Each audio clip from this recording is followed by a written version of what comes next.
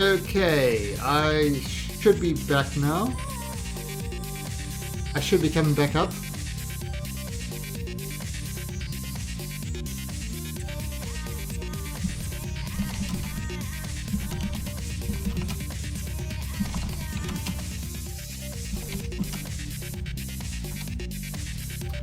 Okay,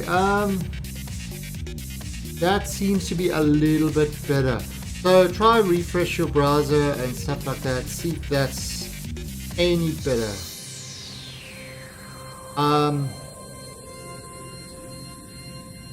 Right, so let me just make sure.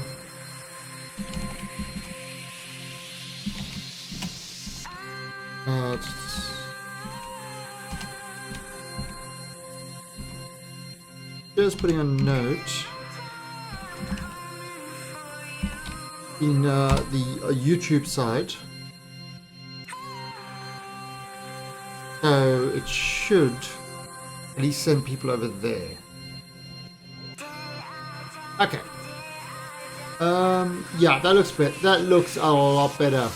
I'm not dropping so many frames and stuff like that. So definitely working.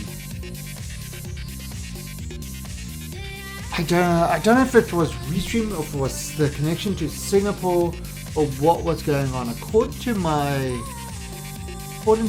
bandwidth, the bandwidth was going out fine. So somewhere along the line, one of the things was dropping. Now I usually switch between Hong Kong and Singapore for Twitch. Unfortunately, Restream is only in Singapore, so if I don't use Singapore, I'm screwed. Yeah, like for example, Windows. I'm not Windows. Using Australia, I think of bad things. Like Windows is bad. Australian internet is bad. It's kind of a natural progression. Natural progression of things. Right, let me just kill this YouTube. The YouTube thing. So I'll have to upload this. Alright, so let's continue this. So let's continue this.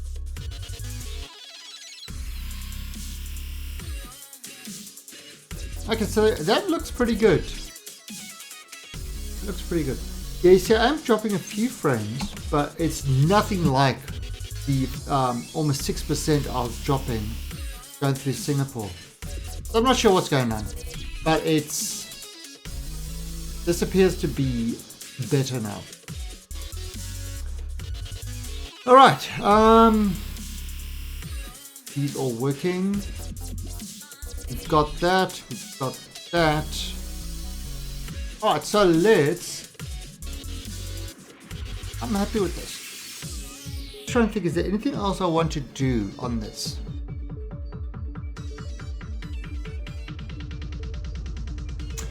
Do we want solos just in case? Just in case? Sure, why not? We'll put some solos there. Ah, that looks alright. Okay. So. Okay,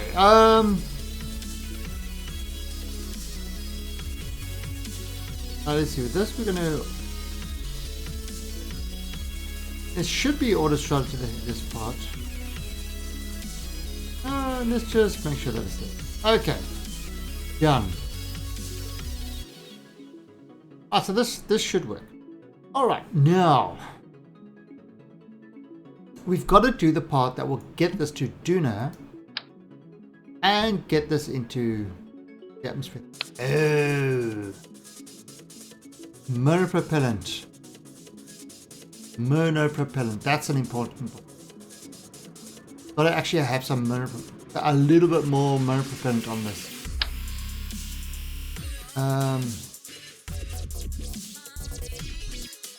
Let's see. We do it over here.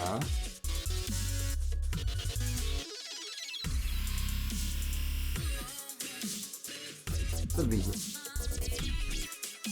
Don't know. I don't know where it's a good place to put the manifest.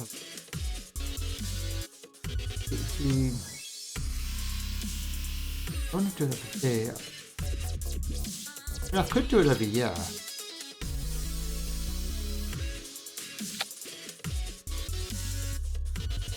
I mean, that would work. That would just give us a little bit more repellent. No, we don't need it, do we? We've got 750. I would say maybe do kind of do our little. That's 1,000. Okay, let's do this one.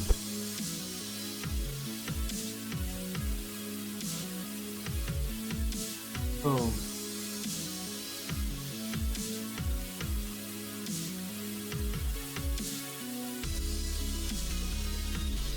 There you go. And it's 2 bubbles. Okay. Now we could do another one like this actually.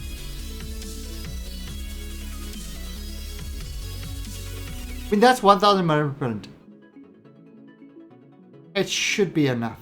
It should be enough. And we put it right around the center of... Oh, slightly. We should be alright though.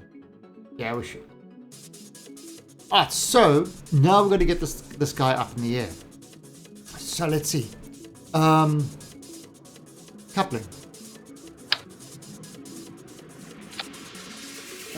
The big one.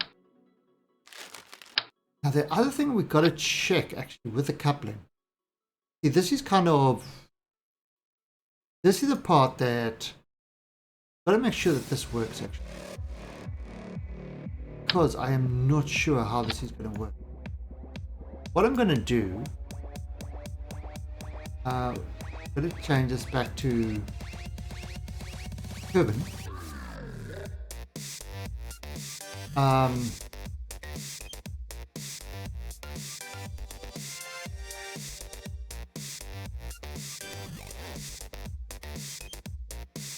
Let's see, where is our engine? Okay.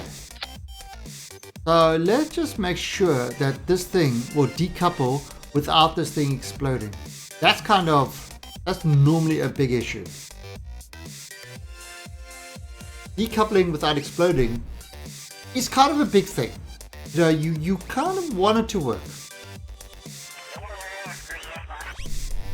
Not something you really want to stuff up too much.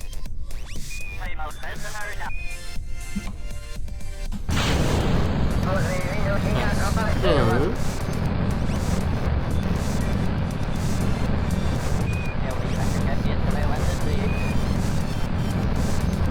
actually looks pretty cool, doesn't it? It's a very cool looking craft.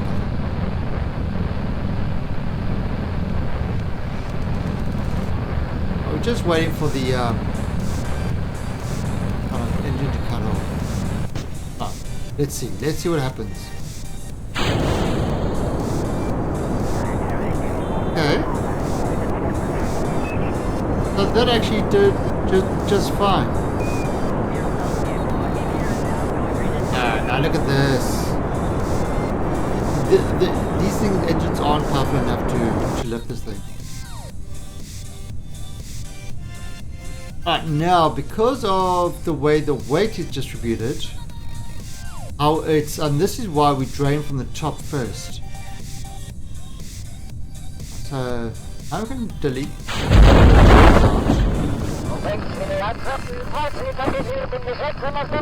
And the drogues should, give it some sort of slow down.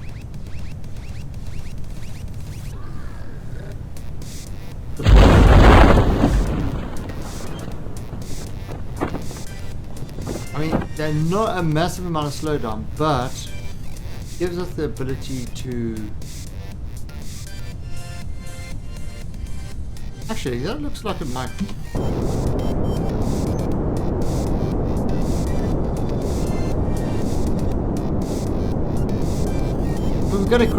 this thing is gonna die. There's no way this is gonna survive this. It's not meant to land on Kerbin. Not meant to land on Kerbin. And kaboom.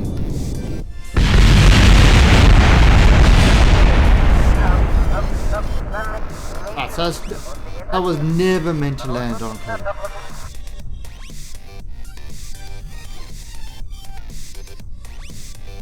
What can you do? What can you do? That's part of the thing. Okay, so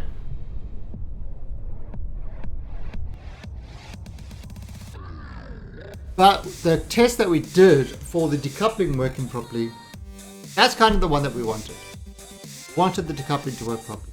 Okay, so this thing has got to get 1,000. Let's call it 1,700 or so. But I have 1,700 to get to Duna. So let's not use this small fry. Let's go with the big boy. And we are going to use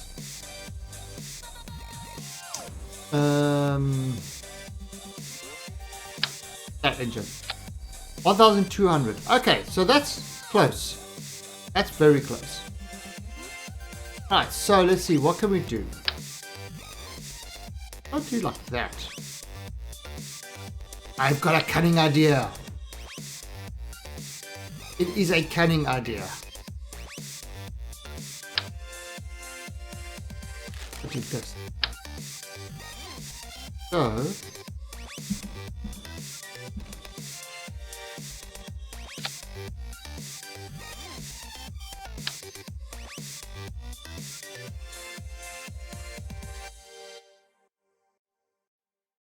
So let's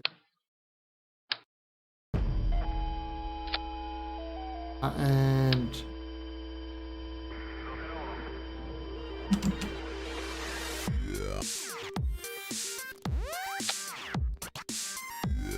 1,770. Yes, that's what we want.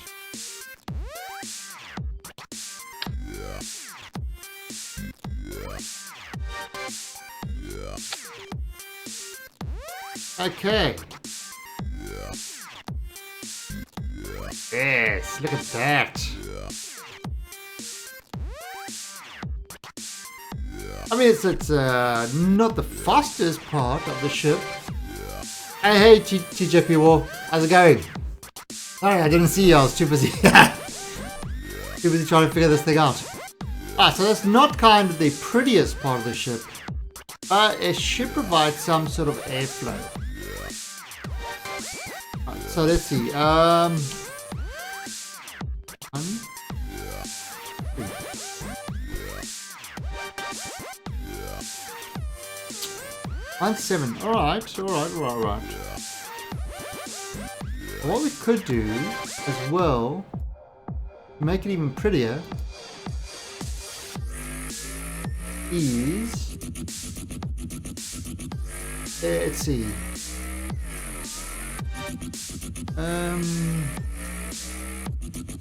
Where are those? There we go.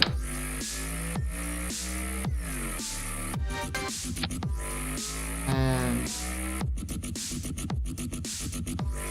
alright, so that's like a lot, but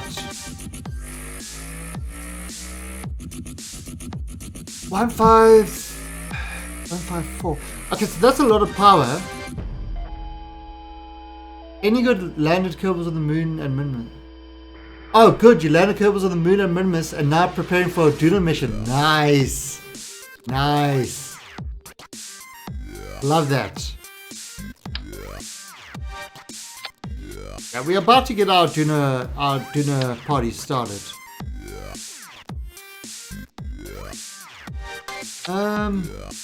Maybe if I just scale this baby to... Oh. to about 60. That's 1,600.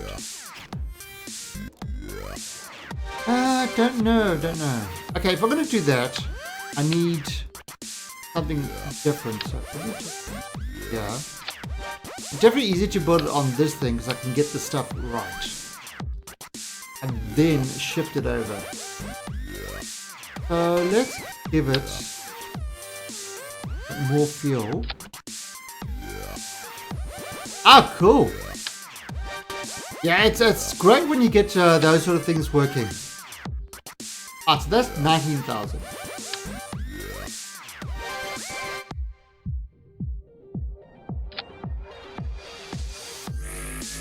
And now do 1, 2.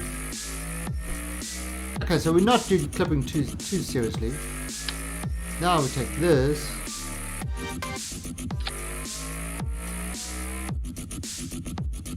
$1.7 and it's got 113. Okay, so that's lots of boost. But that is our craft, our bus. Heading off to Duna. I've got a feeling. Maybe I want to include a relay.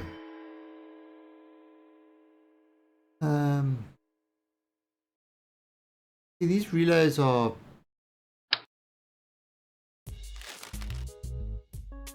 You know what I'm going to do? I am going to. Whoa. Right, so let's see. Nope. Okay. I'm going to put a relay on this because what the hell?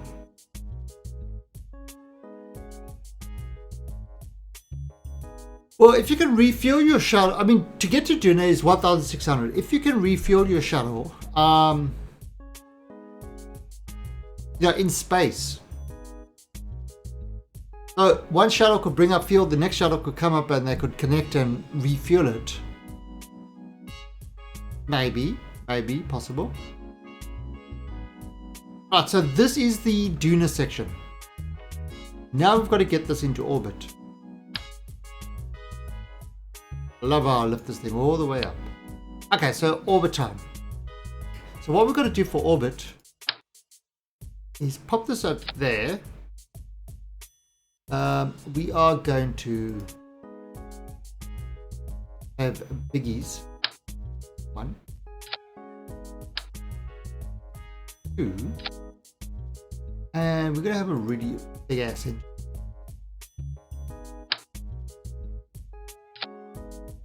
Okay, so that's 1,500.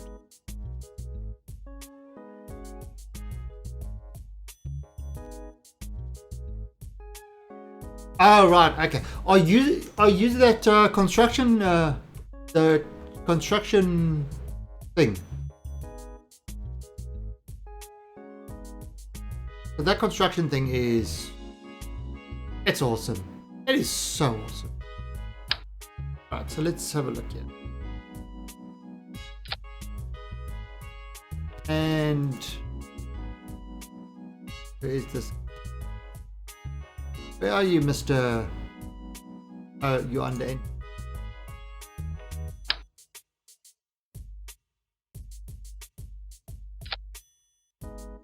So. Oop.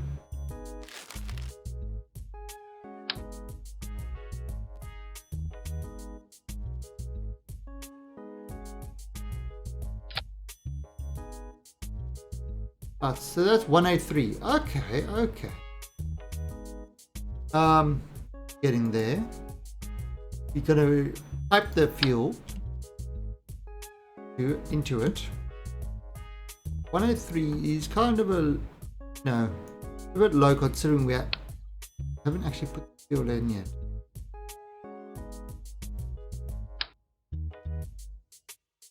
Okay. Let me pop the fuel in right there. Okay, so the outside is going to be flowing inside. You can actually look and you can see Yeah, the fuel flow is happening. Alright, so I'm gonna pop these on there. All of a sudden it's down to 150. Not up there yet.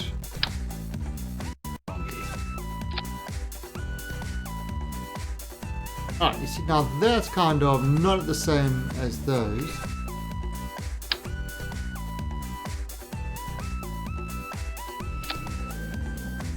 Right. So how much is that? 2.6. So we need another 1,000 delta V. And we need more boosters. Okay, so we need 1,000 delta V. And we need more thrust to weight ratio.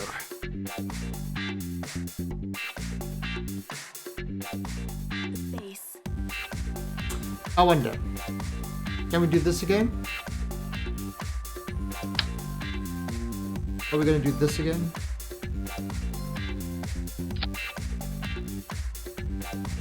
And where are our big boosters?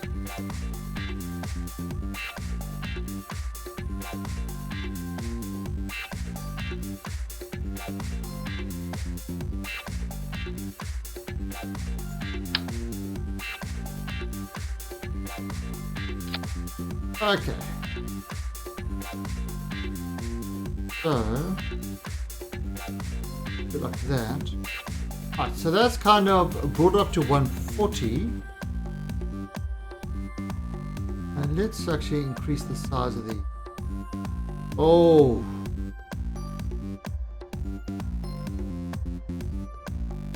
Alright, so let's have a look here.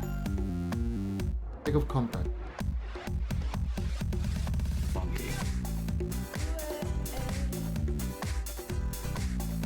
That might be a little bit too large, so maybe if we pull this.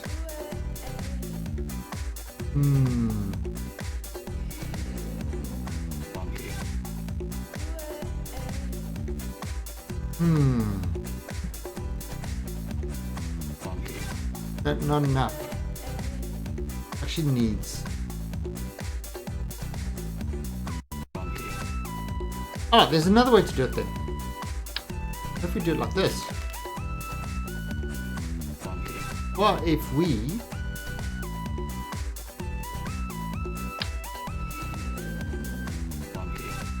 literally have like sort of some seriously like we go what we call the ogre build, which is layers upon layers upon layers. Let's see what I call the ogre build. I'll bring this down, yeah. It's like an ogre. It has layers. 178. Oh, that's awesome. Yeah, I mean, shuttles are... It's not an SSTO, is it? It's an actual shuttle. So it comes with side boosters as well.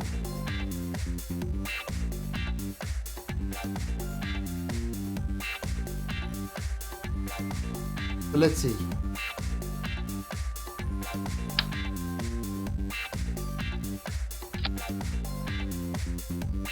At 3-2.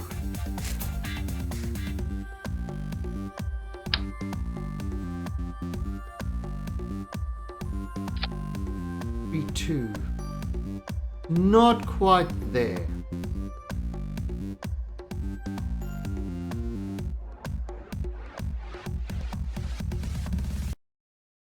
Not quite there yet.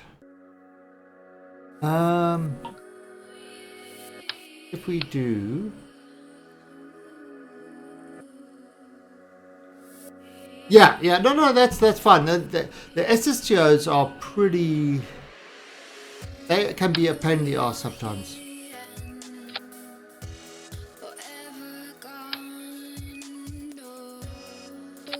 That's 33.7. Alright, so that is actually enough. That is actually enough.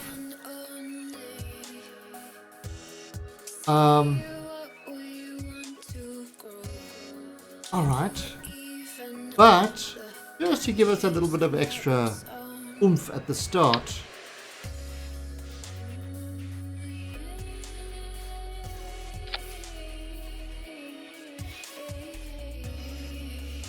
There's a little bit of oomph at the start. Let's give us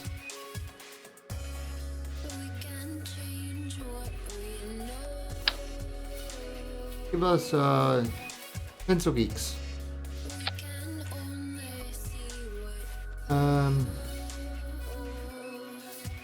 157.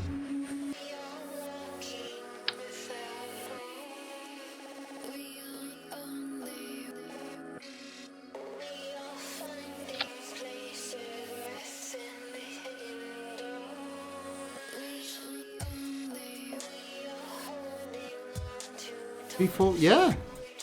Oh, that looks awesome. Ah, this is gonna be so pretty. This is gonna be so pretty. Okay, let's fix up the aerodynamics.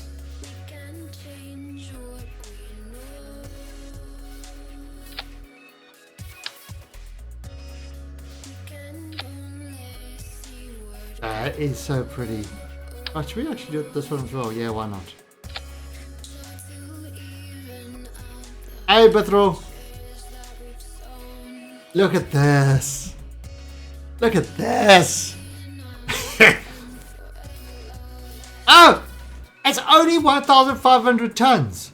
Okay, so this is like a small build. It's a small build.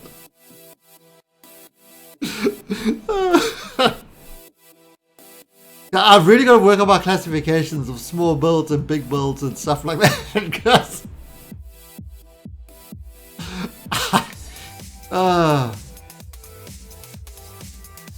alright, so first of all, let's do this one.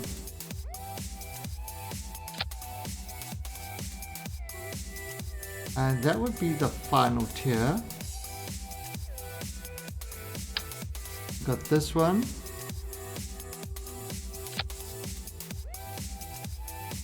That would be the second tier.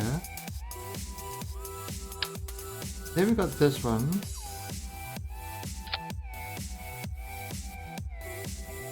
That would be the first tier. Yeah, it's a small build. It's a small build after all. Alright, so yeah, because this is just spacebar. That can take 19 Kerbals. 19 Kerbals.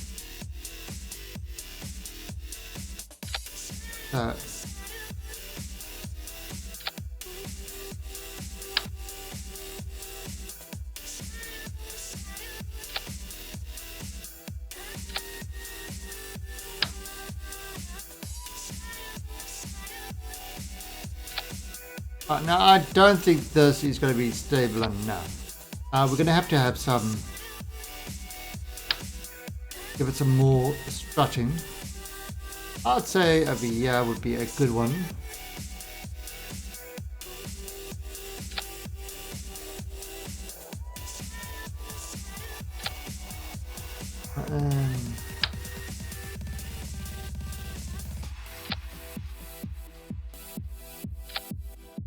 No, I don't do the same of it.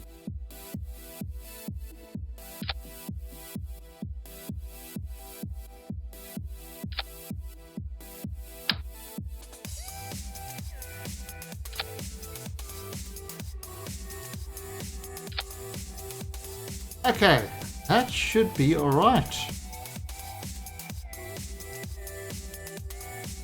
Alright, so a nice small build of a craft.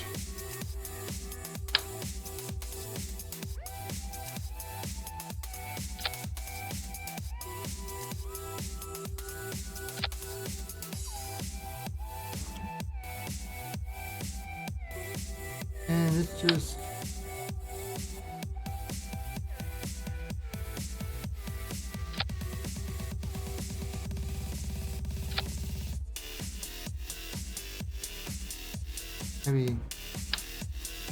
Closer to home.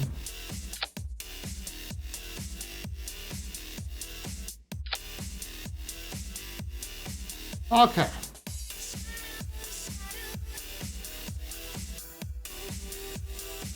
Three, four. Okay. 1, 5, 6. So it's going to be a slow start, but this is going to be This is going to look so pretty launching. All right. So we are definitely going to. I mean, the Soyuz type is a nice. It's a nice craft. I like the Soyuz.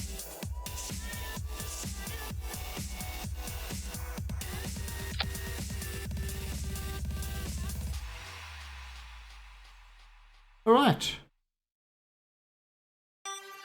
Let's actually bring this down a bit. Didn't even need all the space.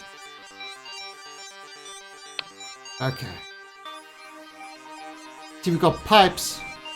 So it's going to totally its feed from the outside all the way to the inside. It's called ogre staging because it's got lots of layers. Actually, I think the proper term is onion staging. But ogre staging sounds better. Now, what I could do is I could have, instead of doing it like this, I could have had like gone a whole different way. But I just think this looks. Look how great that looks on the top. Holy crap, that looks awesome. Nighttime. Yes. See, got all my lights. Okay. So I'm happy. Alright, so let's see if we can launch this now. Alright, we don't want any Kerbals. However, yesterday, Remarkable was desperate to get himself killed. So what I'm going to do is I'm going to send him up. Oh no! Where'd he go? Oh, he's gone! He's gone!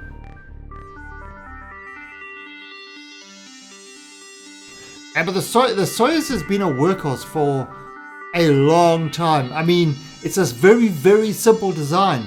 But you know what? Simple works. Simple works. I mean, there's a lot of new technology and stuff like that, but nothing is as proven as the Soyuz. Yeah, I mean, SpaceX and Dragon is kind of, that's using all the totally new technology and, you know, getting it up there. But again, it would, you know, so I mean, it's always, new technology is always good, but you can't beat a proven and working system. Right, now we're going to send. You want to send an engineer up. These guys are going to go into hibernation. I'm just worried where Remarkable went. I'm pretty sure I had him. Let me have a look.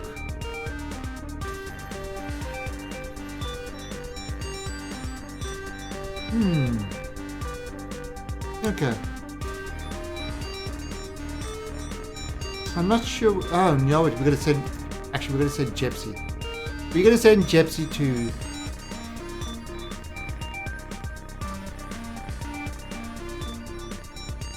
Parts. With the Soyuz, yes, yeah. I mean, it could be. But still. So they're going the whole kind of reuse. Look at reusable has become a big thing now because of the cost savings. The cost savings, and in fact the resupply time of reusable makes a lot of sense. So yeah, reusable would probably be the key thing. I mean, was the Soyuz capsule actually reusable? The actual capsule, I don't think it was it? I think it was like a used once and that's it. You couldn't reuse the same capsule. I'm not sure about that. Okay, so this is cool. Now we've got 2 Kerbals in there, but they'll be using a new Kerbal technique called sleeping on the job. So they are going to go into hibernation till they get to Duna, and then they're going to have to be docked with another craft in order for them to come out of hibernation. So they've got no supplies on there. So we are using the hibernation system. Right. Actually, but I just want to move this on. There you go. Alright, so let's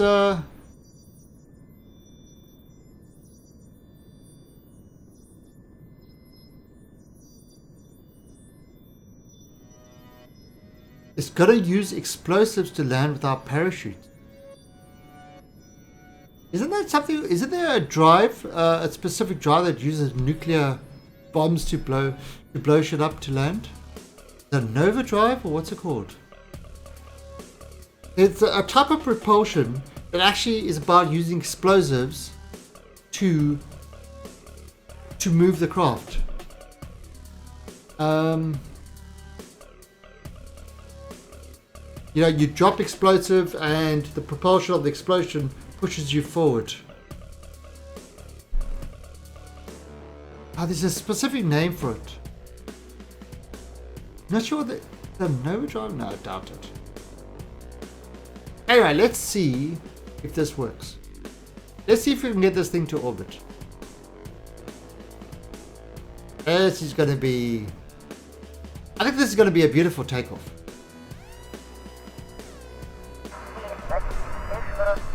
It is going to be a beautiful takeoff. Alright. Any wobbly knob syndrome? Nope, no wobblies.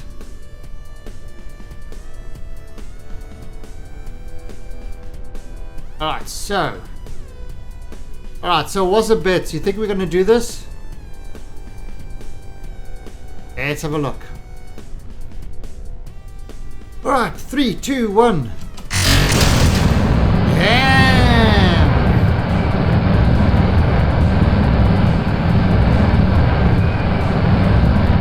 Look at that monster.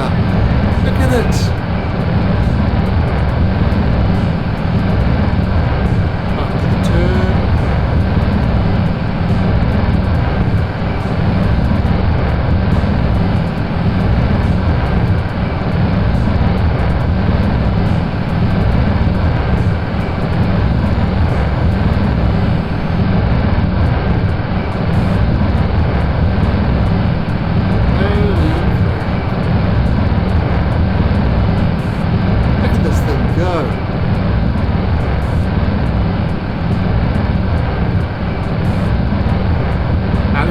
Rock steady.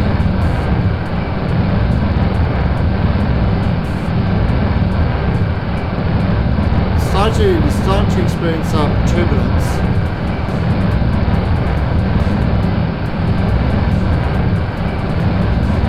Probably should have gone on a little bit of profile. Look at this thing. Right, solar fuel's about to run out.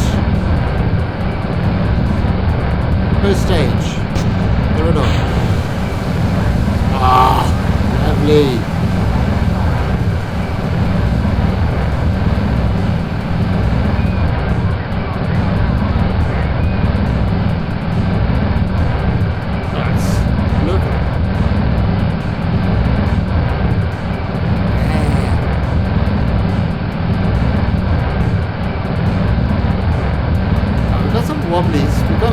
A little bit of wobblies. We are picking up, we are hitting terminal velocity.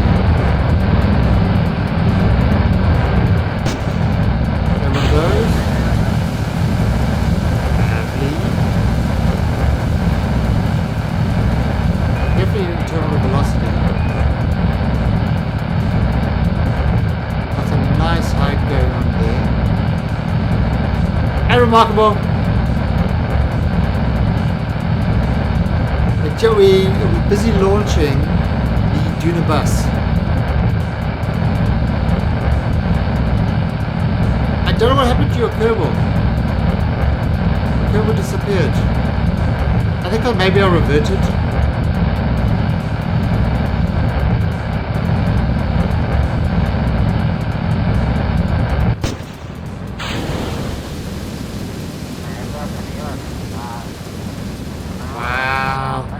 Oh! Wobblies! Wobblies!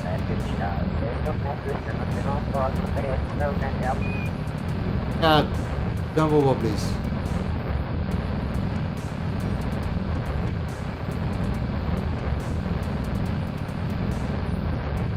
No more wobblies. Alright, so we're still going up. Still picking up speed. Actually, knowing when to auto stretch is of great help. Right, so there we go. 100 kilometers. That was a beautiful takeoff. That was sweet. I like that takeoff. Alright, so no, not add target. Unset target. Add maneuver. On the upper axis, circularize.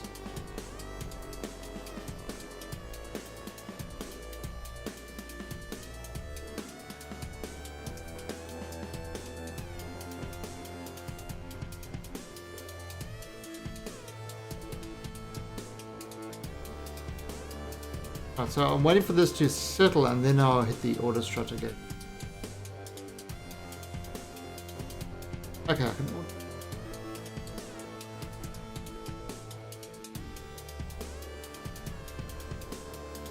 Okay, so we're getting this into position. I mean, it's not the easiest thing to turn, and I'm not using my motor propellant because we don't actually need it.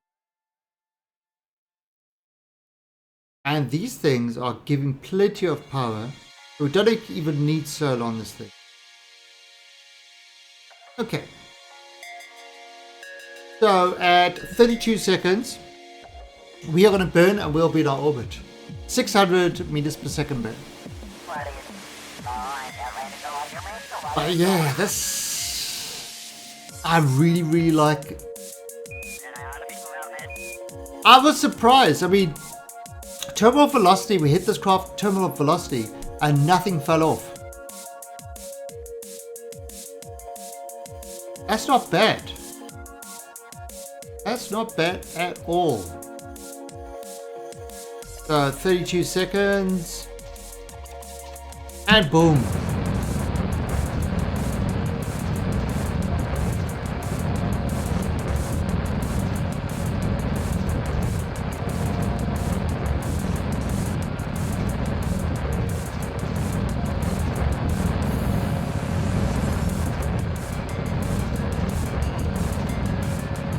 They really should have like a little firing things that will fire against us so that these would, you know, when you kind of release it, these guys would go to the atmosphere, slow down enough to go into the atmosphere.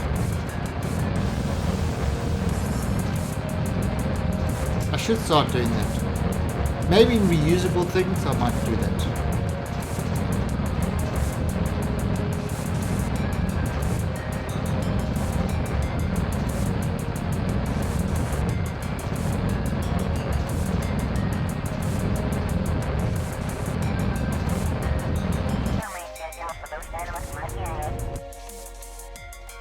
Right. So we've got 101 by 100. Perfect. Perfect. There is 94 meters per second left. It's 94. You know, it's not huge, but it's a little bit extra. All right. So these guys, by the time we launch, they are going into cryosleep. However, we've got a probe over here.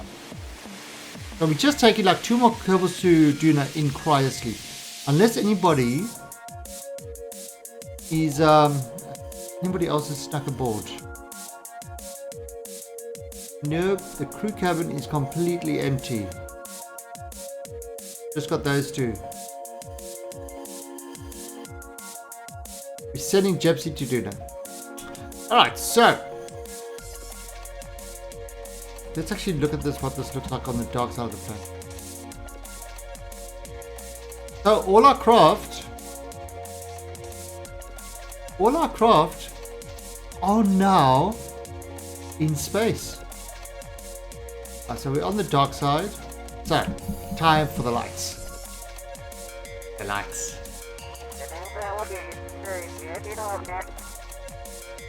Should a mindful fuel the moon of Duna or send fuel to orbit before sending the cables? Alright, so, okay. Mining fuel on Ike is quite easy because Ike has got a low set of gravity in that. However, if you land on Duna and you bring yourself sort of a stage that you can leave on Duna, you can mine fuel on Duna as well. You just need to pick your landing properly. Okay, so this is done. We are ready to go to Duna. So, tracking station. I believe we are ready to go to Duna. We've pretty much got everything we want. And it's all ready to go. We've got our rovers, we've got all our bases, our modules, supplies. We are ready. I know the. So we are going to be beginning the migrationing. This is where all the Kerbals are going to be migrating to Duna. So let's save this. And we're going to say before migrationing. How many days away are we? 51 days away. So let's go over here. No, everything. The little rovers, the big rovers, everything is waiting for the Duna window. Everything is waiting for the Duna window. So let's there's Duna. Oh no, that's Triss. There's Duna. Everything is waiting for the Duna window. So what we are doing is we are going to time warp.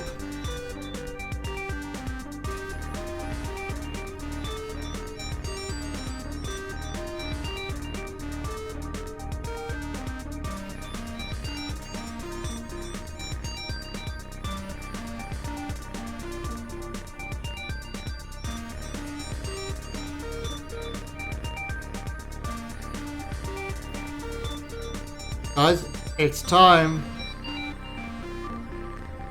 It's time. Alright. So, first thing we're going to send to Duna are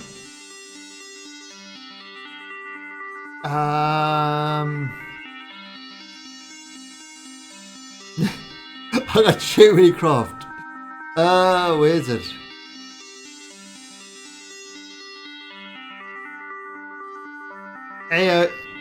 A-Force 21. Oh, it's the EJ raid. Wow. Thanks everybody. And hello to all the EJ raiders. Now, crap. What did I do?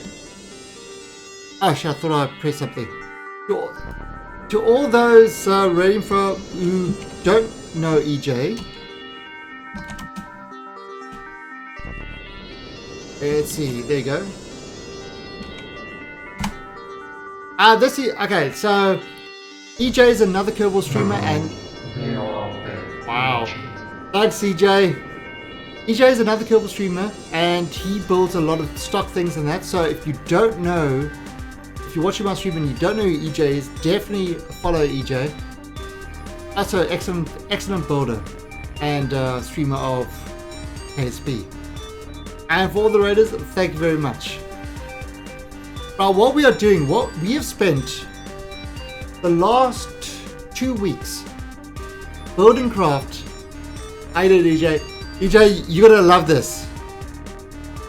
We have spent the last 2 weeks building craft to send to Duna, a whole colony. So we've got things like, look at this. This is one of our rovers. Yeah, our supply rovers. We said, why just send supplies when you can a complete Duna fleet? We've already got a fleet over there, but this is all the actual landing pods. So we're going to build a complete base. Now this is the supply run. Okay, so we thought, you know what? Instead of just sending supplies, let's make a rover out of it. So we actually built a rover. This craft to launch was 5,000 tons. It was a 5,000 ton launch. That's one of our launches. 5,000 tons. At the moment, how heavy is this thing? At the moment, it's only 1,000 tons. So it used 4,000 tons of fuel and stuff to get up there. And that's just one of our craft. We have got so many craft. I mean, it's completely littered with craft. And then if we go out, I mean, just look at our array.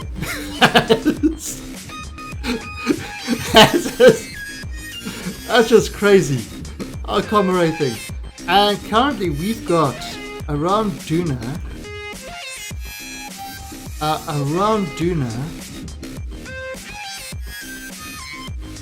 we have got a whole bunch of craft, but we've currently got the Spaceballs base. And this is where all our Kerbals have been resting for the last year or two.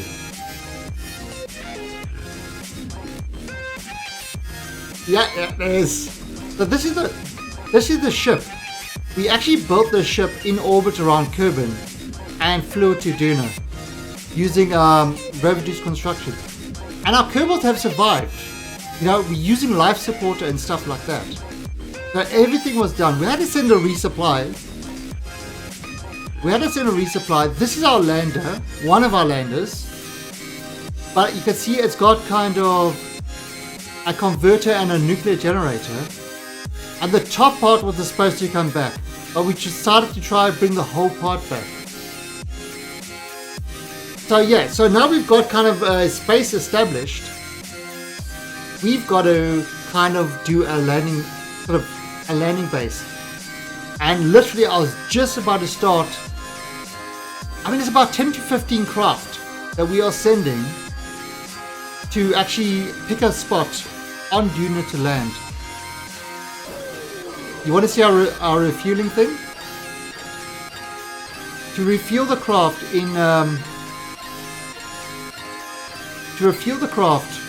kind of in Duna orbit, we've actually got landers on Ike.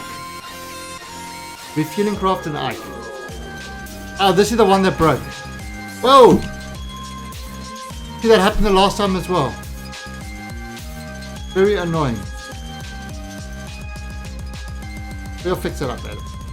But this is one of our refuelers on Ike. We've got 2 of these because we thought we'll stuff it up. But this thing gets a whole lot of fuel by drilling and can transport the fuel back and from Duna orbit. So it can actually completely refill. It can refill everything. Hey, Pajama. Where's the one? Okay, the 2. Okay. I don't know why that one always Kerbling. Yeah, you see, that's what the craft looks like. Now, it landed like this. But unfortunately what happens is whenever I switch the craft, somehow the engine always goes, and that's why we lost 3 engines. Okay, EJ. Thanks for the raid again, and yeah, it's been weeks in the making. This weeks and weeks, but it's good when it's starting to come together. Alright, so this is kind of our now. This will refill any craft that need fuel in Duna. Okay, so now what we're going to do is we're going to go back and we're going to start launching all our craft to Duna. So the easiest way actually is to go back to the tracking station. And the first thing we're going to do is launch our rovers. Now we've got a whole lot of sort of mini rovers. Now the mini rovers are meant to find good spots to actually, they're going to land all over Duna, you know, in spots that we want them to, and they're about to find good spots in which to have good spots on which to find where we can actually build the base.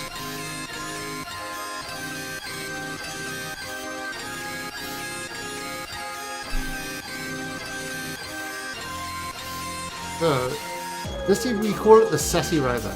It's got lots of sass.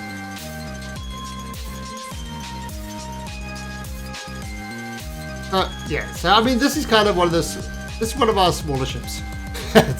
Alright, so what we got is we have got 1, 2, 3, 4 rovers, little mini rovers, and each rover has got one of these all things and stuff like that. I mean, they're just those gold probe. So each rover will land and be able to send back information about, you know, various abilities, but we can actually see the land. And each one is going to do a mostly powered landing. But that's a rover. So what we're going to do with this is we are now going to send this to Duna. Now the way you do the Duna thing is in our alarm. Okay, we had a Duna date set up. There it is. So these are the details that we need to follow in order to do the trip to Duna.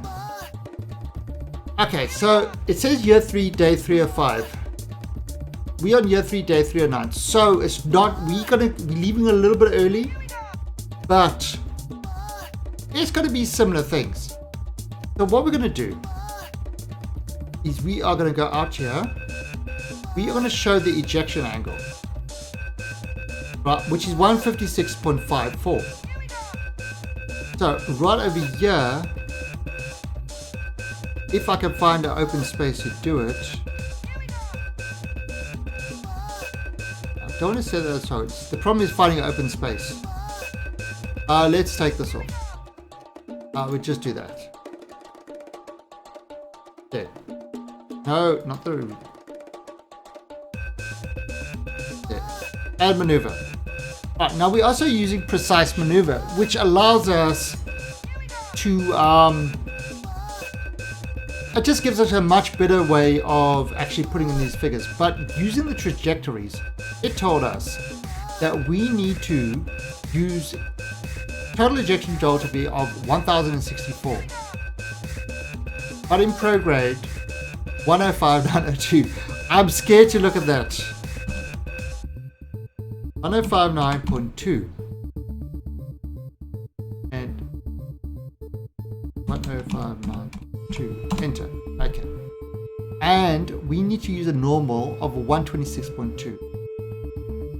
126.2. And then if we look at our ejection angle, oh, where's my ejection angle? I haven't got it. Ejection angles, there we go. 156.46. This one's 156.54. So if I bring that up, there you go. And Lollapalooza Karicha.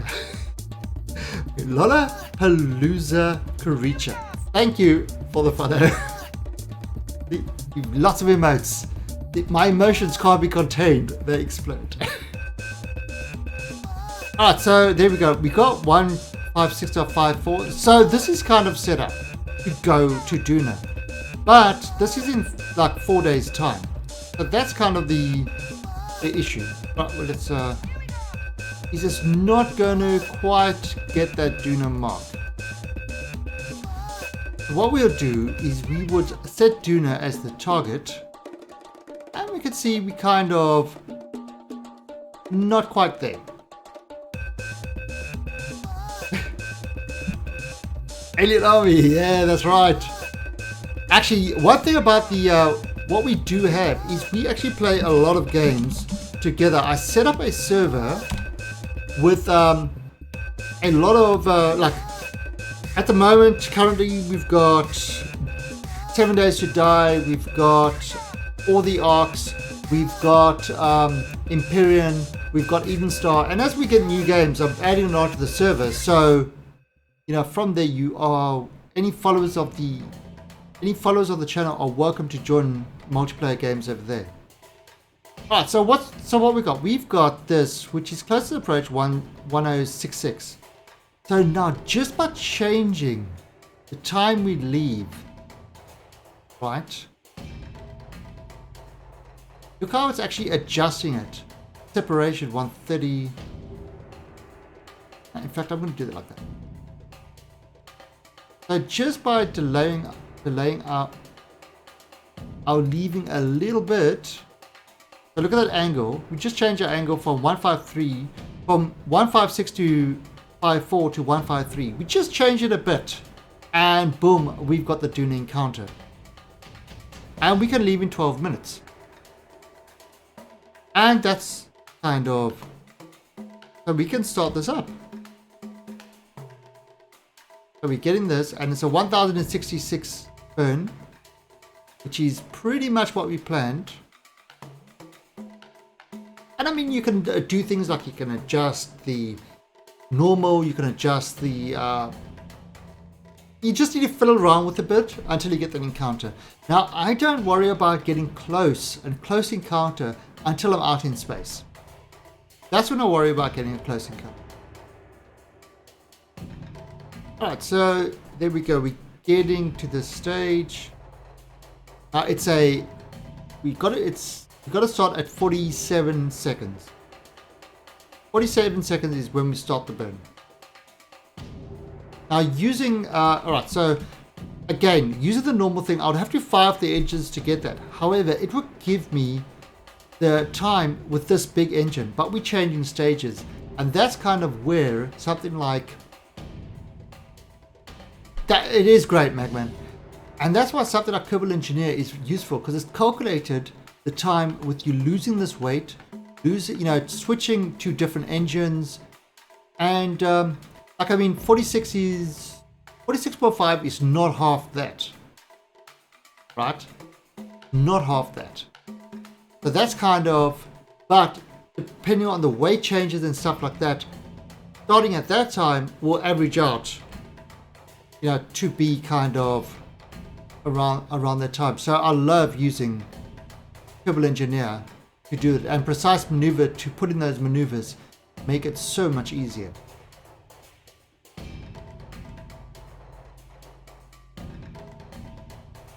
So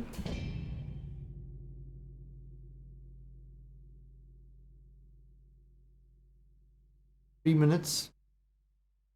Remember, we want to start 47 seconds before.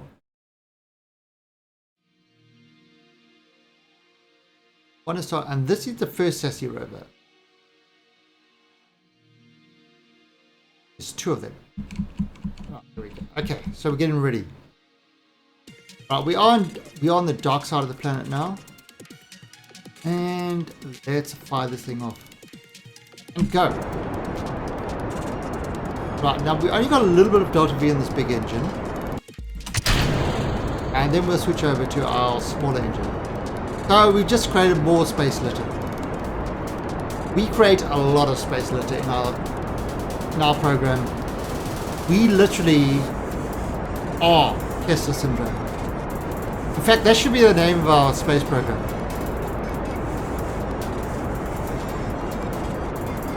Oh, look at this. Right, so this is ship 1 of the migration. We're going to be doing a lot of these maneuvers. A lot. Over the next... I think probably for the rest of the stream is just going to be getting these guys all launched towards Duna.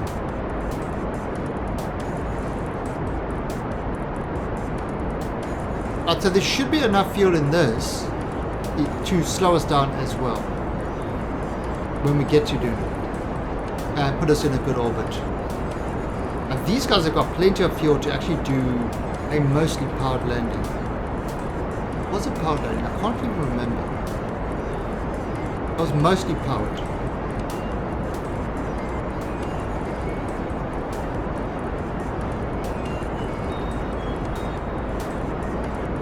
So, okay. But this is getting low and stop. Now, just doing kind of done. Alright, so what's happening? Oh.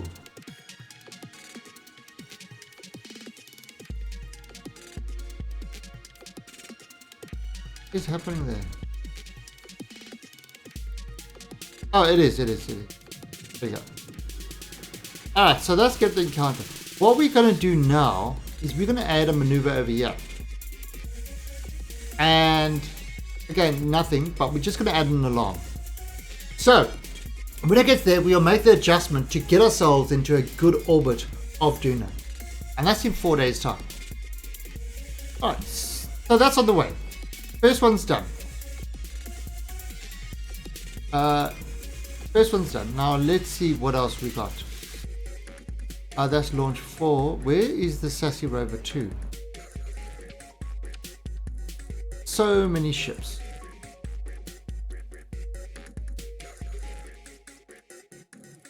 You know, it's going to be easier. Oh, wait. You know what will be the easiest way of doing this? If I go to vessel. Oh no, the rendezvous is better. Alright, so Sassy Rover 2. And switch to target.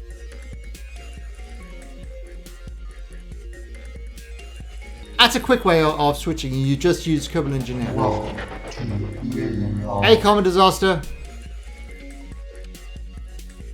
Okay, so that.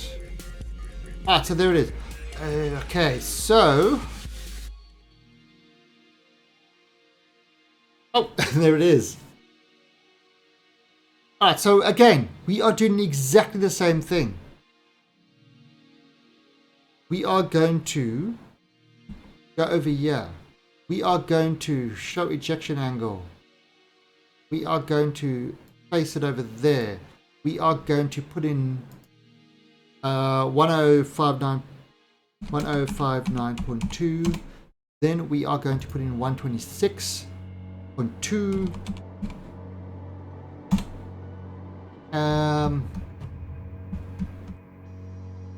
We are then going to set this as the target. Close this. And we are going to mess around with this to see if we can get it to match. And boom, there we go. Done. 40 minutes. And so this is the next one. I mean, it's literally that quick to get the encounter. Once you've got the numbers and you leave it around the correct time, it is that quick. You just plug the numbers in, you do a little bit of fiddling. That's it, and it's for all the planets, for everything. That you're doing a lot of traveling towards planets. This transfer window planner and Kerbal alarm are just awesome for that. This one's actually got 220 delta V in this thing. So remember the last one was 47 seconds. This one is 42 seconds.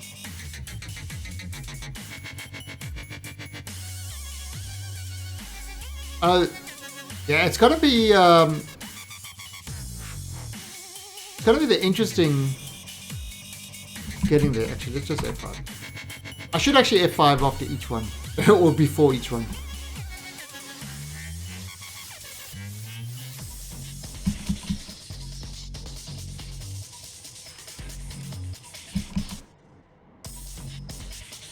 So 42 seconds.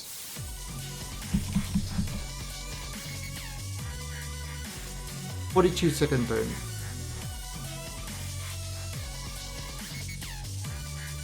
How do I keep all the ships going at once? Kerbal alarm clock? It's the only way. It's the only way. Every time you set it up, so when there's an event, and that's why you see what I'm doing is I'm going to do the adjustments. When there's an event, you know, the alarm triggers, and that's how you do this stuff.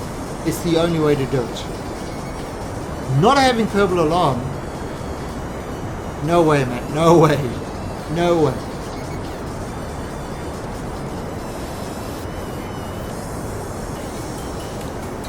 Alright, so this is just averting himself. So you see what I'm doing over here. See that other Sassy Rovers in 4 days time. That will be when I switch over to that and I'll sort that one out. Just move this right there.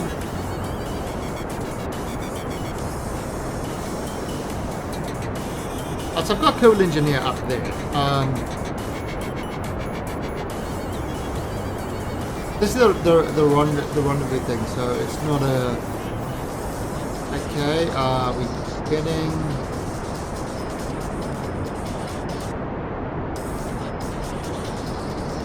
And stop. Right, and let's just 30.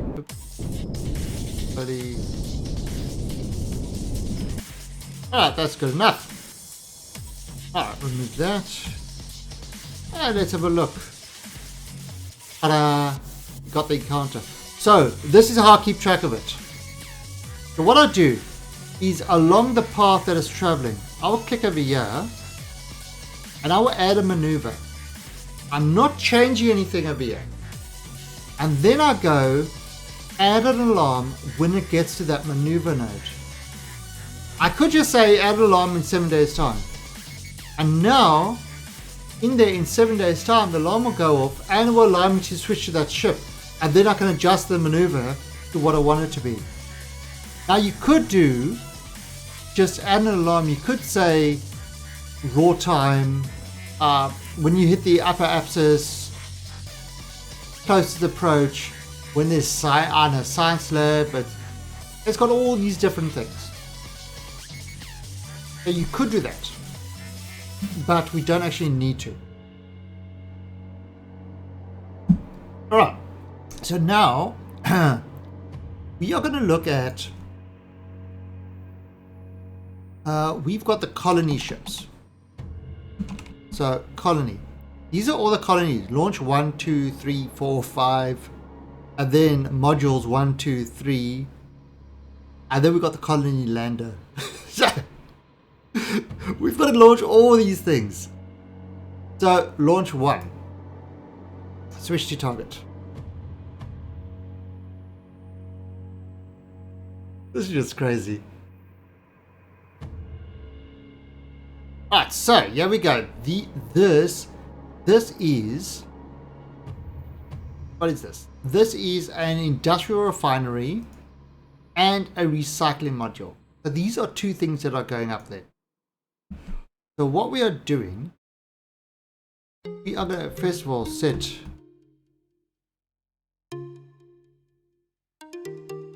Duna as the target. No maneuver. Here. Set Duna as the target.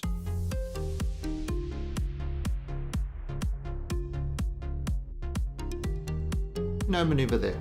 Okay. Oh, this is I was demonstrating something to somebody. We've got Duna set as the target. And again, we're just going to do the same thing over here, like we did with all the others. show the ejection angle. We on that angle. We add a maneuver, and it's 1029, 1029.2. Yes, I already know this.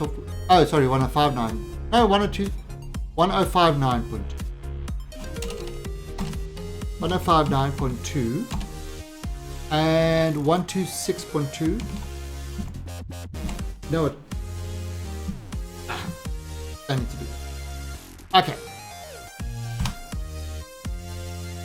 So that's kind of set up there now.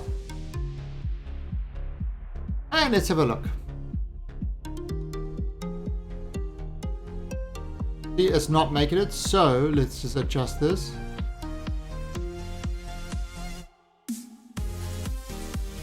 There we go, yeah. Alright, so that's making it. So, now it's in 25 minutes.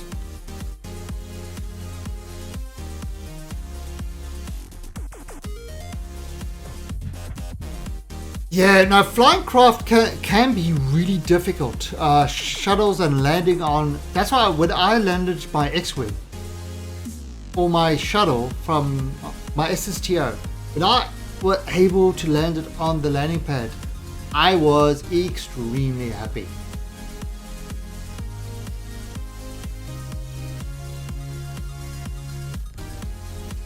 Alright, so let's see. 32 seconds. That's a 1 minute burn. Now you see, this thing has got a lot of... It doesn't have a lot of sass with it. Yeah, oh yeah, the gliding, having to glide it. That's... You just have to plan your re-entry and everything else just so perfectly for that. Alright, so that's kind of on that now. So let's we're gonna F5. And we are gonna move to 32 seconds.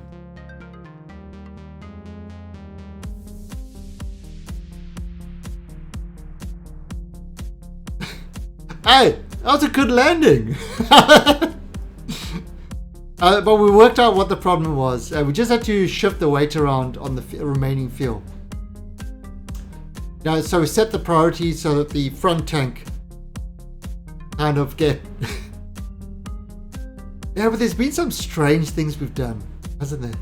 Been some really strange things. Alright, so we are getting this... Where are we going?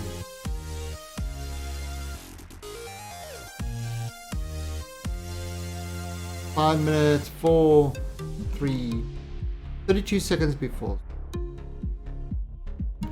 1 minute.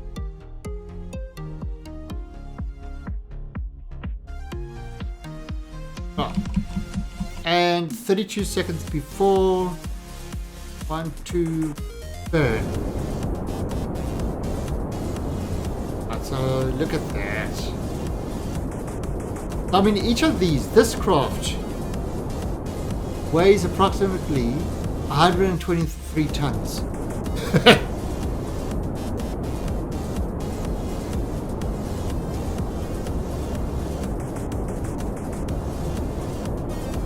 Yeah, I struggle trying to land, especially with a non-plane, trying to land close to the...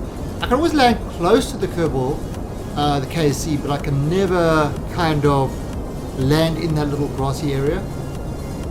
You know, drop in from space without a powered landing, that is.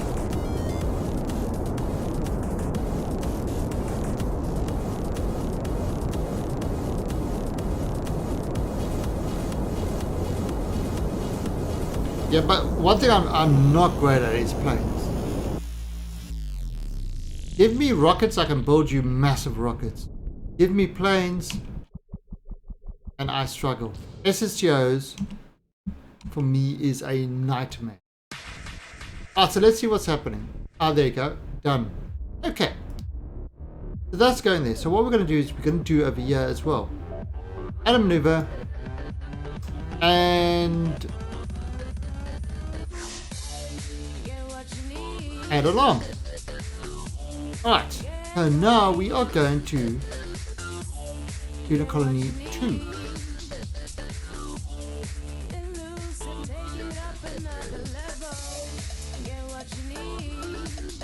And this is again a very similar craft, but this one is an agricultural support and tundra assembly. Now each of these are going to have to land on Duna, but like sort of I really have to try and get them close together. Alright, so what we're going to do over here is exactly the same thing. Literally exactly the same thing. And I might as well just do it over here.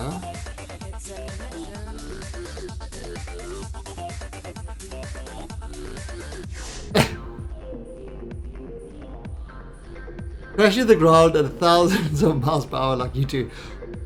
But if the Kerbal works away, it's a landing.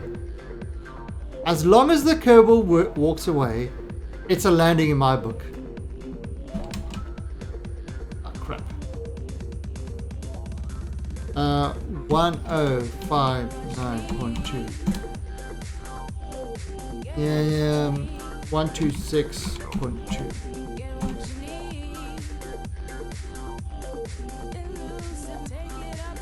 And Duna, hit as target, and let's adjust this.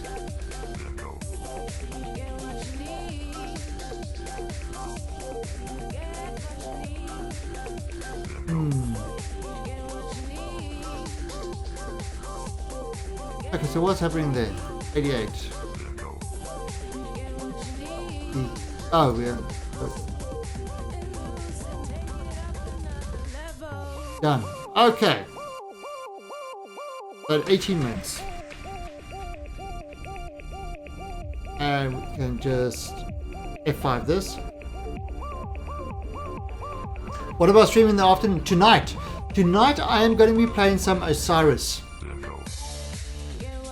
Tonight I've been playing. We did some last night. Well, for me it's nighttime. Last night we started streaming some, Star Citizen, which we normally do on a Monday and Tuesday, but it's not a. There's not a lot of new stuff in there. So instead, what we're going to do is we're going to be playing some Osiris New Dawn. There's been a couple of patches and that sort of stuff. So we're going to see what's changing and that sort of stuff. It is a space survival planet on a planet. It's an ugly planet. The bug planet. I played it some last night and the game was kicking my ass. So what I'm doing tonight is I'm going to set up a multiplayer server. So if anybody wants to join me in playing Osiris New Dawn, we are going to be playing on a private server, so you can actually join if you would like to. And we're going to just, have a look at that game and see how it sort of handles. See what changes they've made. I mean, last time we played it, we had a lot of fun. And this time, I managed to make myself a sword. So I went after all the bugs with the sword because I got lost on my weapons. I really lost all my weapons. So I had to pull out the sword and go chopping everybody. Definitely fun times. Hey, Disillusioned. Yeah, I got an EJ raid. EJSA raid. So it's EJ raids always bringing the numbers. It's great. And Disillusioned, we're busy launching all our ships. We're finally launching them towards Duna. It is time. It is time to go to Duna.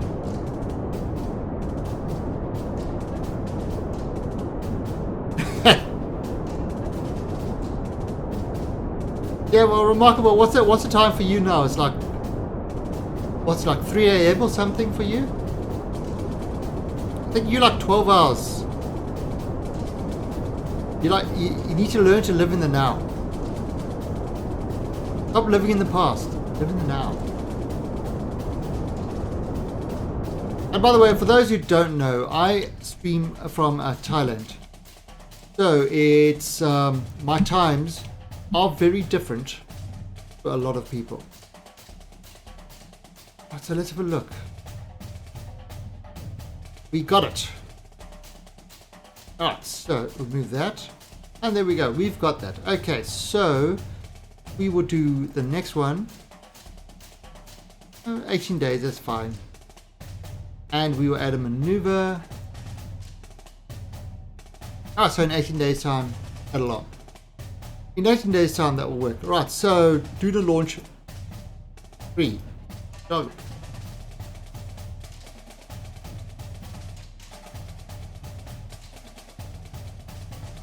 Yeah, it's alright, so this one is, as you can see, it's a slightly smaller rocket.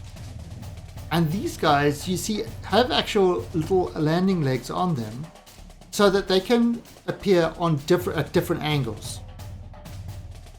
So when we're on uneven ground, we can actually adjust each of those separately. So that works quite well. There's also, what other things have got airbags for landing to make the landing more fun. Okay, so what we're going to do with this one is the same as we did with all the others. Add a maneuver. And we are going to put 1059.2 and we are going to put 126.2. I'm not even looking at these. Oh, yeah, I'm not even looking at these numbers. I'm just like, it's terrible. Alright, and then we are going to focus on Duna. Oh no, sorry, set Duna as the target. And we are going to make the adjustment to get ourselves. There we go. Now, okay, you're not seeing it over there because I focus on Duna.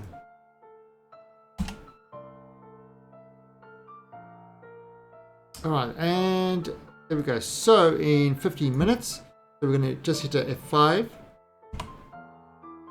I've got cat hair all over my keyboard. Cool cat. And let's set that maneuver up.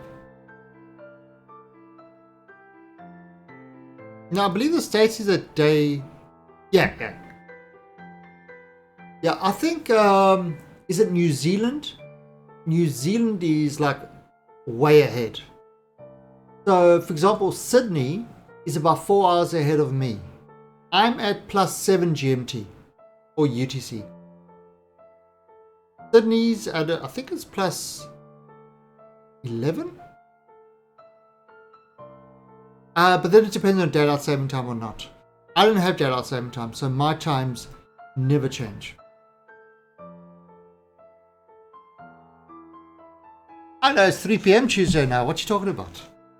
Live in the now. Stop living in the past. Okay, so this is actually, you see, each one of these is slightly different. When I do this one, it's going to be interesting.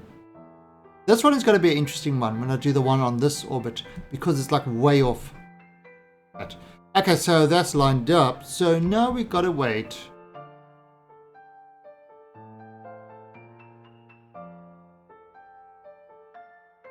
For, oh, look at that time.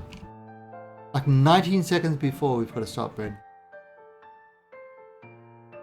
Because it's a lot less weight on these ones. Yeah, daylight saving. Oh shit, this is the actual. Oh wow, this is the first stage. This was actually the first stage of the craft. You got the whole thing up there. It just lost the side boosters. Wow. That's why it's such a. So this has got a lot of extra fuel.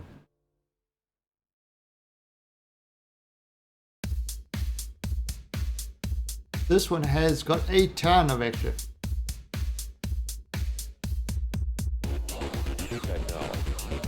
So let's have a look.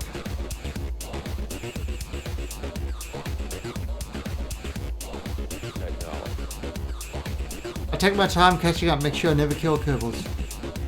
I tried that once. But yeah, I've killed in this game. In this game, I've killed 28 Kerbals so far. 28 Kerbals is the amount of Kerbals that have died in this. And out of that 28 Kerbals, I think 27 are SSTO related. 27 SSTO related Kerbal deaths. I'm not making SSTOs anymore. The Kerbals refuse to fly there.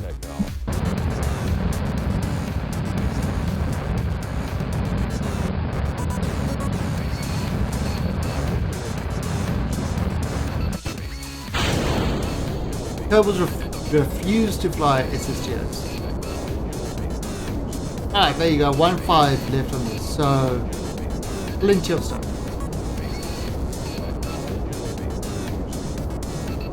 Time exposure.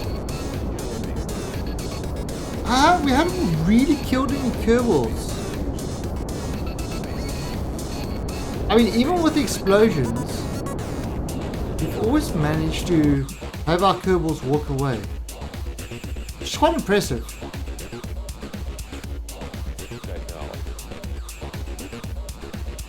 Okay, so let's have a look at it.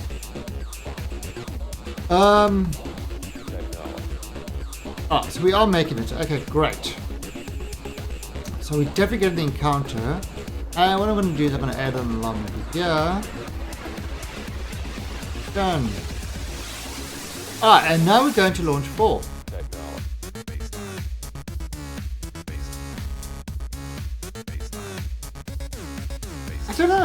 I don't know if we killed any more than that. We've been very good lately. Because we've been working on getting these guys up there. So we haven't really had to kill any. Oh look, you can see all the all the ships are on the way. So we're gonna add alarm up here, add maneuver. 1059.2 126.2. That's in 7 minutes. And now let's just. Okay, so it's there. And let's see.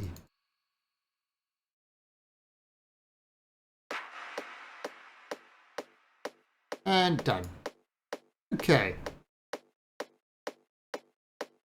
I mean, that's how easy it is to get encounters. It really is quite simple. Once you know the numbers, just plug them in and you get them. I know.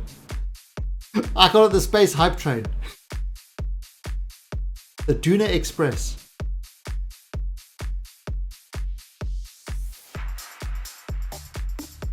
So that's going there. So let's F5 this. And it's a 19-second burn.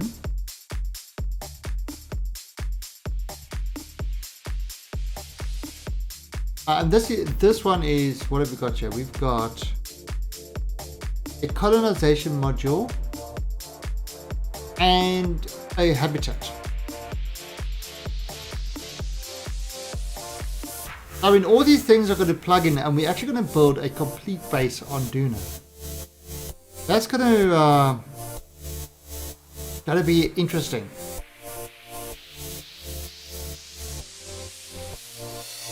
That's going to be a very interesting thing. Actually, what how much memory I'm using on this thing? Have a look. I've got a lot of things in orbit. I actually had to clean up a lot of debris because it would slow my game down. Yeah, it was causing loading jerks and stuff like that every time you got within space of something. And even on a SSD. Even on a SSD. So, alright, there we go. Okay. So 19.2. So 19 seconds essentially. Got the boost.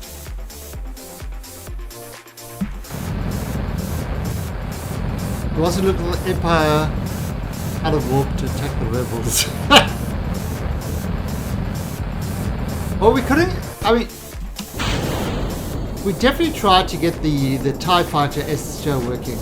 When we got the TIE Fighter flying, we just couldn't make it into a SSJ like we did with the X-Wing.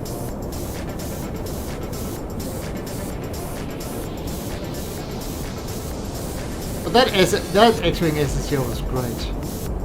A complete accident, but it works so well. And we've flown it a number of times.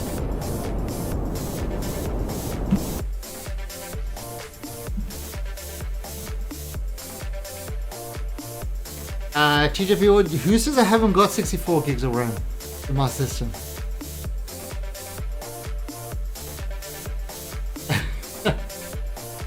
Alright, so let's have a look. Okay, there we go. We've got that. Actually, I've got 32 gigs of RAM in my system, so that's plenty. Add maneuver and alarm. Okay. Alright, so that was now launch 5. Actually, let's have a look at this. Oh, it's only using 4.4 gigs of RAM. That's it. Not even using a lot of RAM. So launch 5. So yeah, we just literally going through each ship. Alright, now this one is the interesting one. So these are all the connector modules, right, that will bind everything together. No, just a 1070, that's it. So these are all the connector modules, and these are what will bind all those parts together. And then this is a nuclear reactor that has got a self-righting mechanism. Oh, do you know what we forgot to do?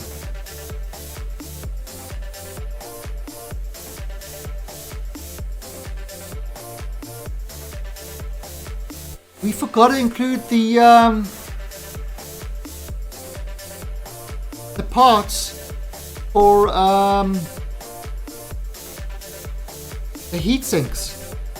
Oh crap, we've got to do another launch after this. We've actually got to do another launch after this to create all the heat sinks. Oops. I think that one we just got to do it like ultra simple. We're not going to have a rover or anything like that. Just going to be a drop. Okay, so show ejection angle.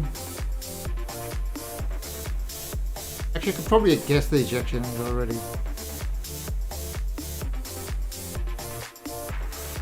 Alright, and 1059.2 and 126.2. Alright, there we go. Alright, so let's have a look. Set as target. And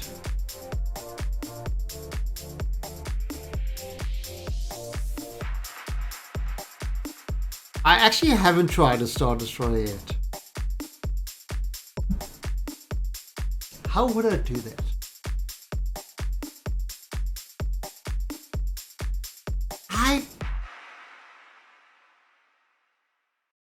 Yeah, it's...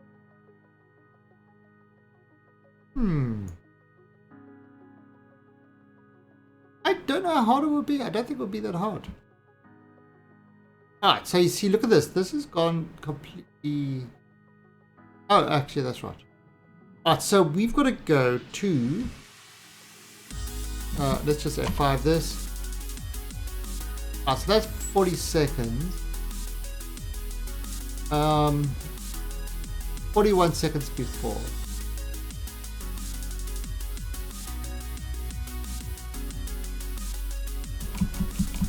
Right, there we go. And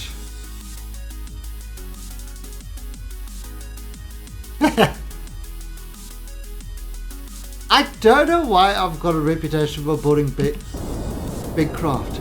It just, all my craft tend to be a little bit on the bulky side. Not my fault. And hopefully the time warp won't stuff this up. That'll be upsetting for Dan.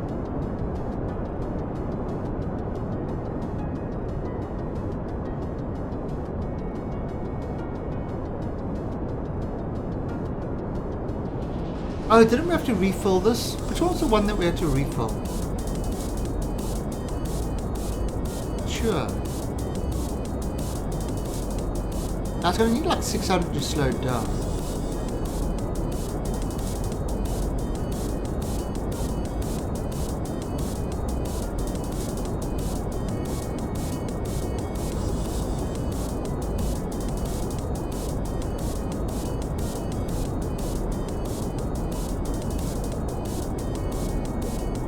Oh,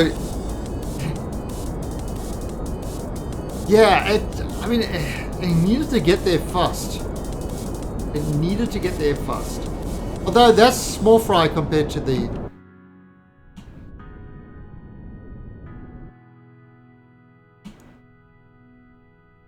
Actually, no, that was... How much was that? That we had to get something like 9,000 Delta V on a ship that was carrying... Well, like 200 tons or something like that. It had to have like 9,000 Delta V.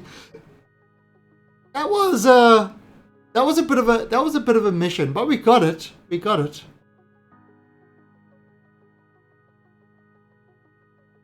Alright, so let's see. What have we got?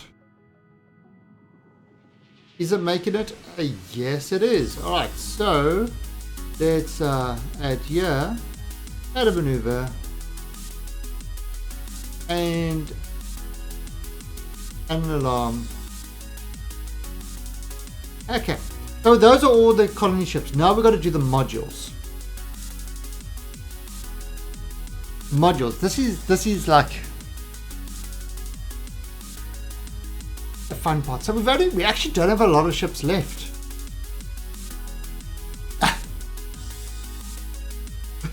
Look at all the shit in this. How is he just filled with crap?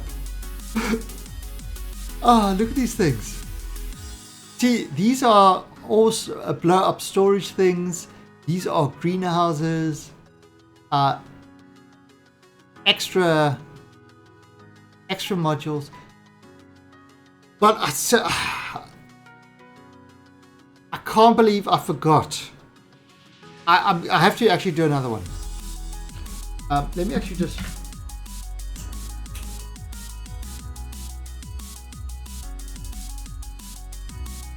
Just want to write it down, so don't forget. Otherwise nothing's going to work. Alright, so this one... Alright, so I'm assuming the angle is going to be over there. Yeah, let's have a look. Pretty close.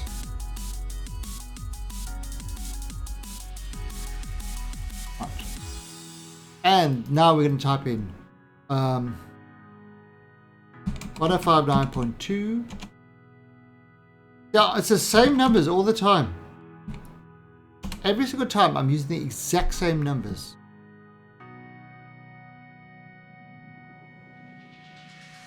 And set as target. Right, and do a change. Boom, there it is. And in 27 minutes. I see, that's go all the way around. Okay. So 27 minutes. So we got to F5 there quickly. Let's see how much our alarms are. How many alarms we've got coming up. then everyone is going on a slightly different angle. So that's actually going to change the time of their arrivals quite a bit.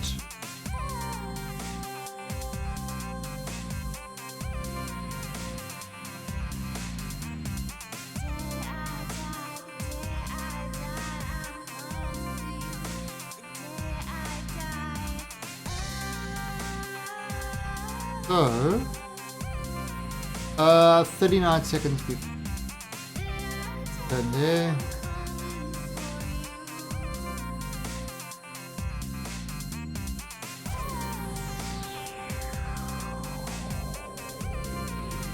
And we are slowing ourselves down.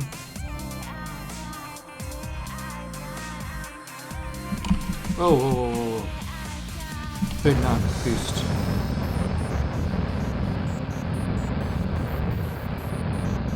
And this is dying soon.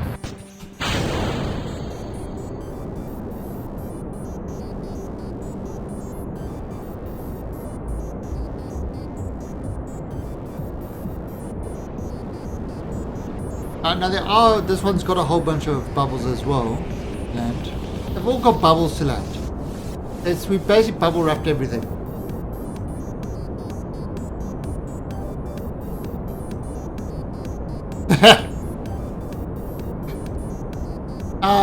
Yeah. Like, can you imagine that ship? I probably could have. But the problem is that it would have required a lot of strutting in space and stuff like that, which is really, really painful. I mean, I could have done it, you know, make a big thing and have everything docked in and stuff like that. But the effort to do that would have been way too much. Launching millions of craft is much more fun. More chance for explosions. Alright, so let's have a look. So we've got the encounter done. And we are going to throw up a maneuver here. Add an alarm. Done. Okay, so modules 2. Target.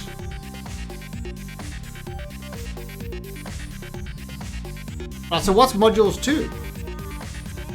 Aha! This is our cargo. This is like 54,000 supplies, 54,000 material kits,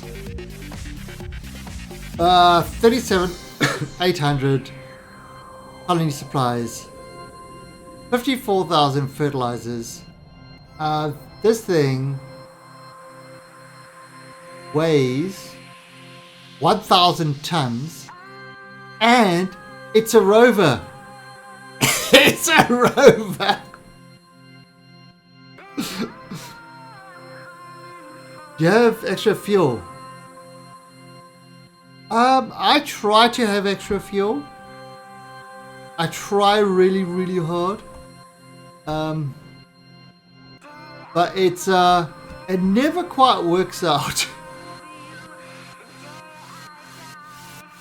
Right, so let's.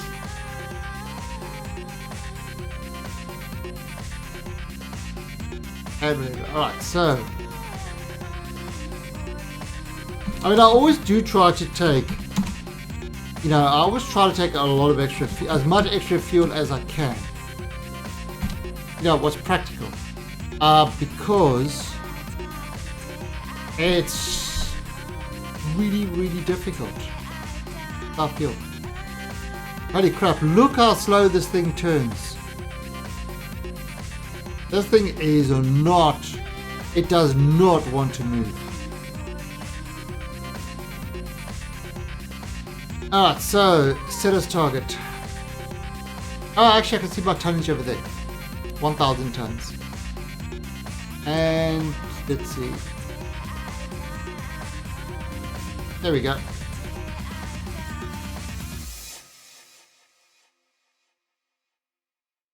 Okay, so that works.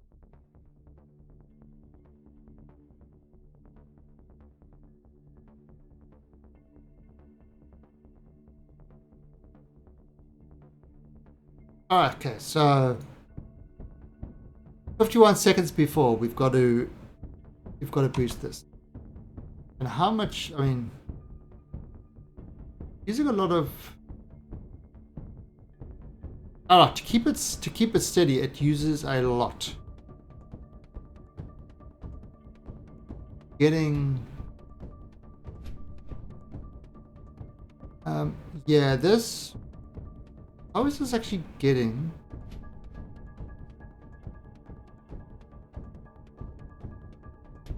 this? There we go. Okay. So, let's see. 51 seconds before.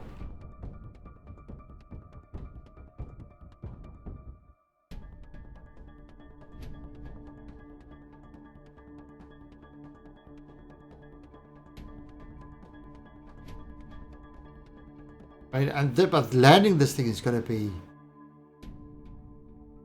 interesting. Alright, let's stop. Let this get its bearings right. And let's just go.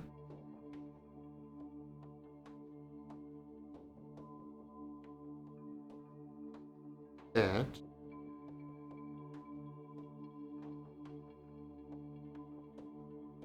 Then and put it on there. Okay. So hopefully this will be alright now. No, this is not the miner. This is the supply rover. It is just the supply rover. It is not the miner rover's next. But we actually, it's not all the supplies. We need more supplies. Alright, so 51.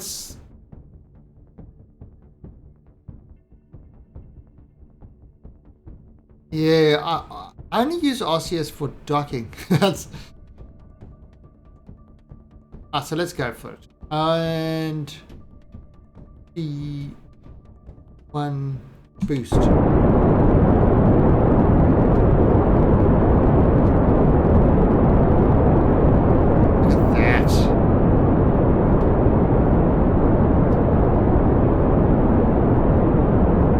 We're at 1,000 kilograms.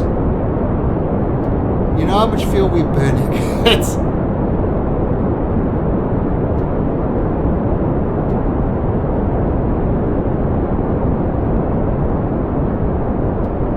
I mean, that's pretty massive.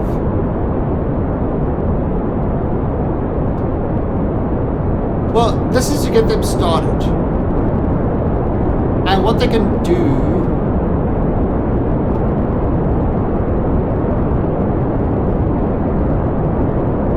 need a supply shuttle to be able to go through from Duna to the space station to keep the space station supplied. So we've actually got at least another 2 launches, I think, to do.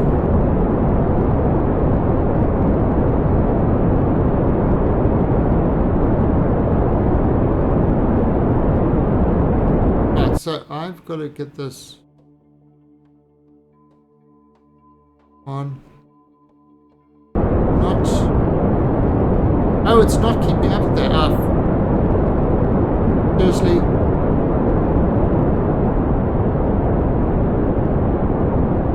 Okay, this one's going to be an interesting launch.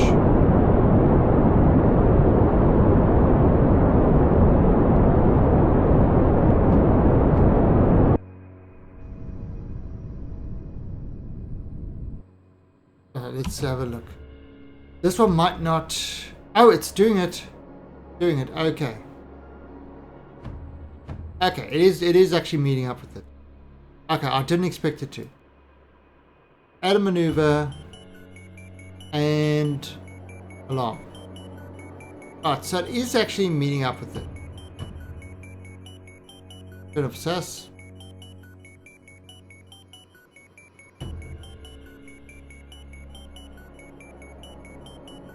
Yeah, exactly, Gopa. That's exactly what I'm going to do. And in fact, I could actually have the supplies in there. I know it's it's a container, not a supply thing.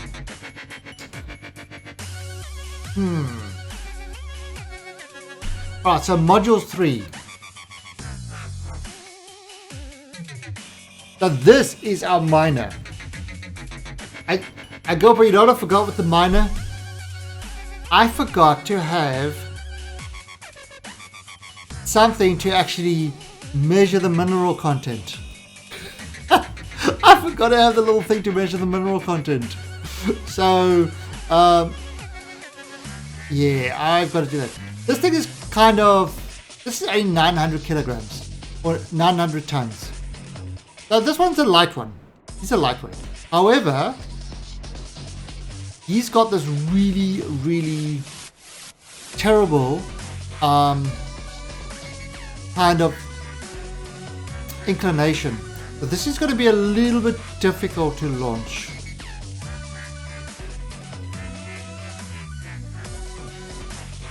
But this one's going to be kind of an interesting one to get up. So let's see, 1059.2 and 126.2. But me from India? No, I'm in Thailand, but I'm actually from originally South Africa.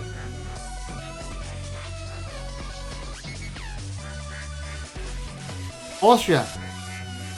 Now this is where people will say, "Oh, you're from Austria? Are there kangaroos running around there?" No,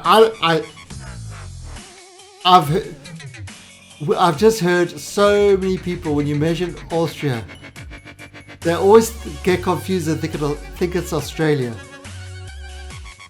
but very different. Oh, you got many kangaroos in Austria? How's the outback?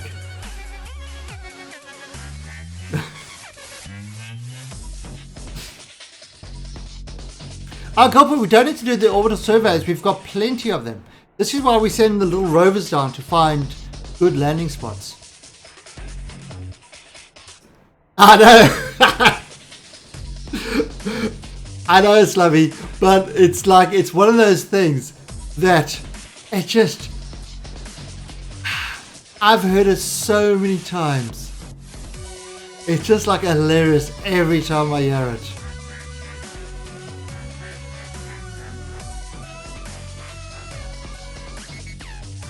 So let's see, we are, okay, so this is done now. Let's F5 this, and 22 minutes. And 44 seconds before we got to start burning. The Duna bus is in space. The Duna bus is in space. We're about to send it to, Duna. It's a very short bus. Not a long bus at all.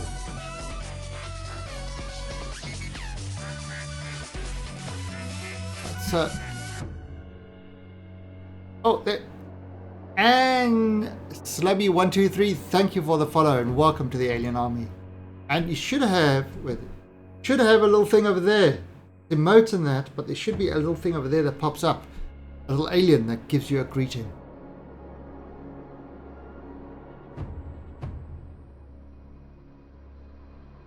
Ah, I mean, people are, you know, Thailand, living in Thailand is completely the opposite of what most people think it is. There you go. There you go. Thank you, Snubby. So, don't throw your gum at the pavement. No, that's Singapore. Singapore? Yeah, that's Singapore.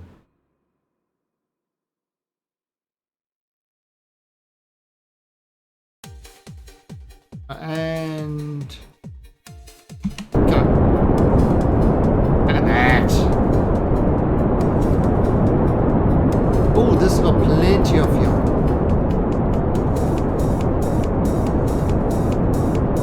but yeah, again, Thailand is also one of those countries that's got, you know, it's got a reputation from a very specific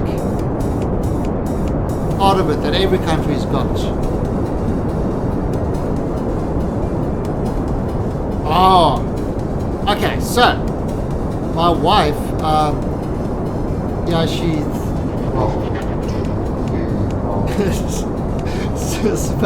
smack that, Chris. Thank you for the follow and welcome to the Edit Army.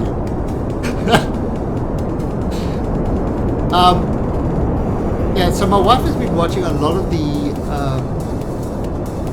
Thai TV and that, and there's been spending a lot of time with the, you know, the Miss Universe thing, because, you know, showing the Miss Thailand and all the other things. And holy crap, have you guys seen Miss Thailand? Wow.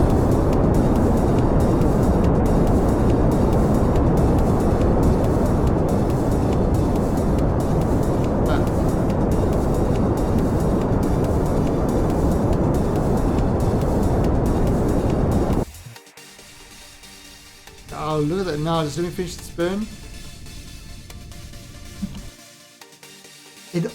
In Austria, many people think in Thailand are sharks and snakes. Oh, exactly, Sabi. It's completely not what people think it is. And it's like Australia. It's the same. Another thing. It's like when I was living in America, I took my American girlfriend to Australia for crap. Okay. That's not quite making it. We are not quite making it there. Ah, but it was close. So what we're going to do is we are going to add a maneuver.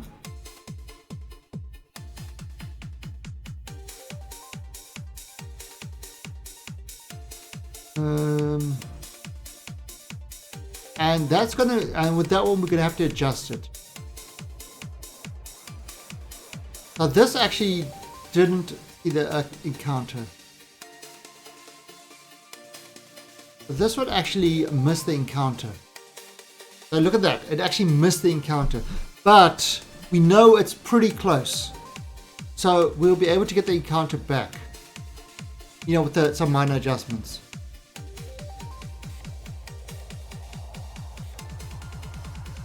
Right, so now we are going to do the Duna colony lander.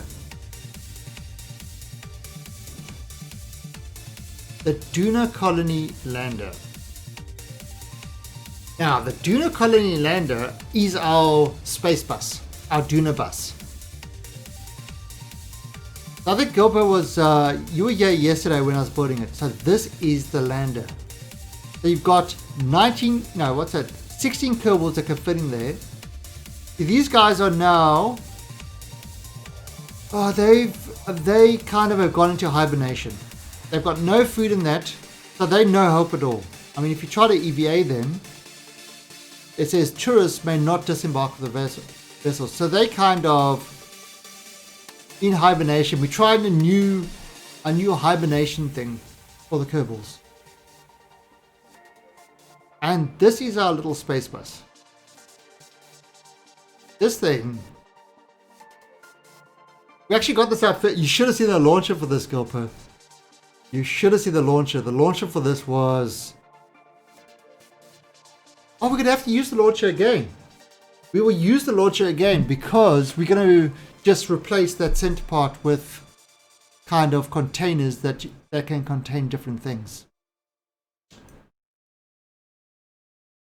Yep, they carbonite. But they're pretty much, they won't do a thing. They cannot do a thing over there. Oh, I always starting to look empty. Alright, so let's see.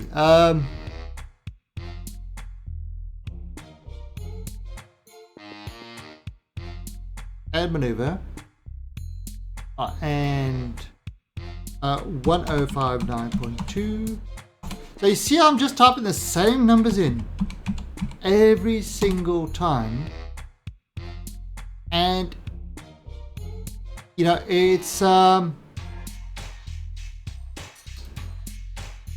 pretty much it's getting us the encounter every single time. In Australia, so there are testicles in nearly every food.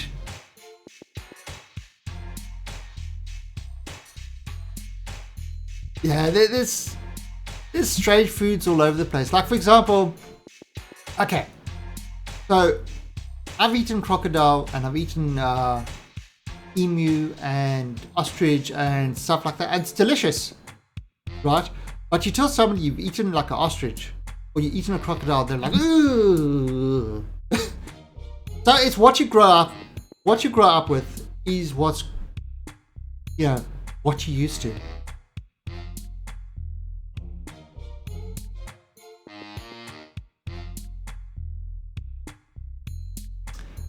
Yeah, that's pretty much right, Gilpo. We could actually, although I'm not so sure how well the stuff will survive on Eve. Alright, so let's have a look here. You've got to go at 46 seconds before.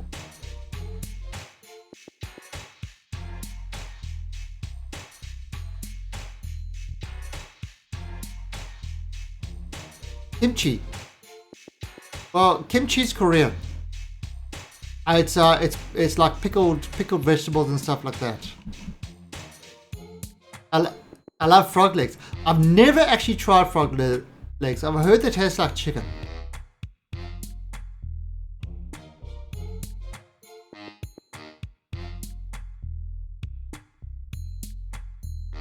Kerbals don't need food.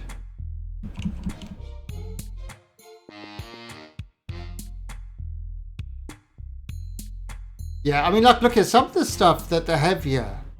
It's like the fried tarantulas and the kind of little insect larvae that they fry. And there's some other food that.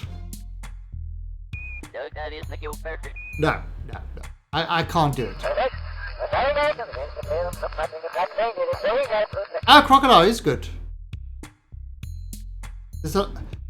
There's actually a lot of, yeah, okay, so a lot of food that you kind of not used to. You've got to get past that whole, look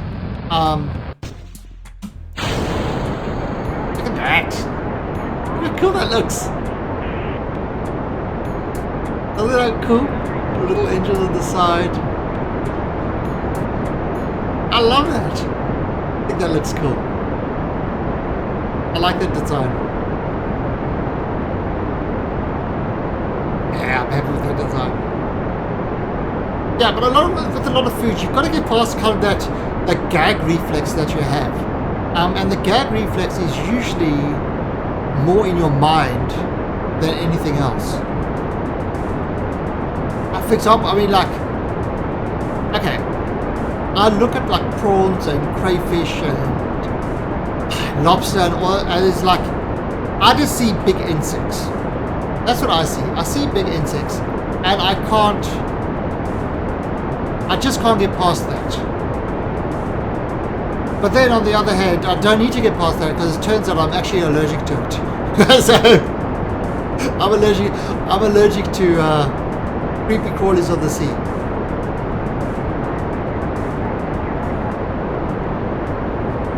I just can't get past that sort of stuff.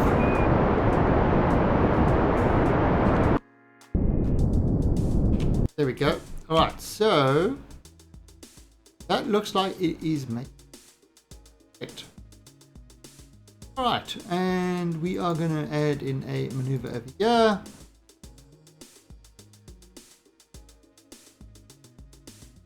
Okay.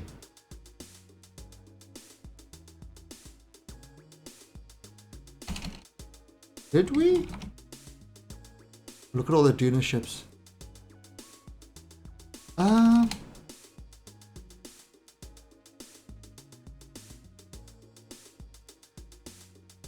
Is that everything? What's this one? The IMAX? That's a constructor port. Spaceballs probe.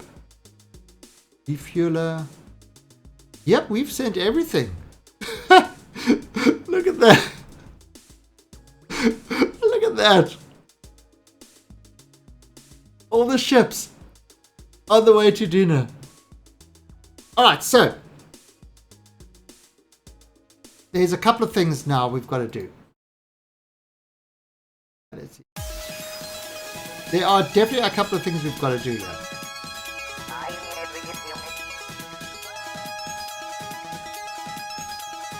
There are lots of things flying to Duna. Alright, so there's a couple of things we've got to do. Number one, we forgot the container. And number two, we want to make a resupply craft.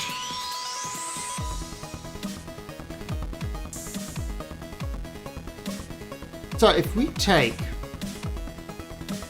first let's do the resupply one, which is pretty much going to be the space bus. Yeah, that's exactly what it goes. Listen, we still got about like 7 days in the Duna window. We just launched everything like way early.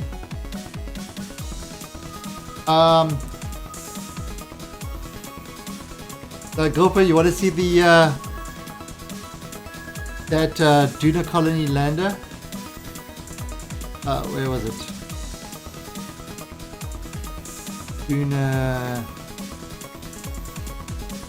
colony. Are you ready for this? You ready for what this thing looks like? Look at that. And this thing flew so well. It was scary. This thing was like magnificent. It was absolutely magnificent. Hey, look at that station. That's so cool. That is so cool. Alright, so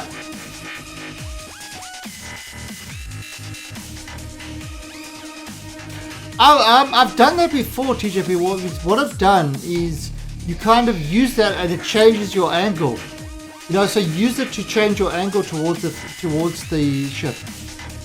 Alright, so what we're going to do over here, I'm going to take this and I'm going to call this the Duna Lander Booster. Alright, so now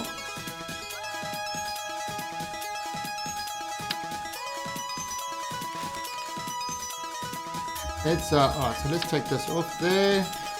I'm going to call this the Duna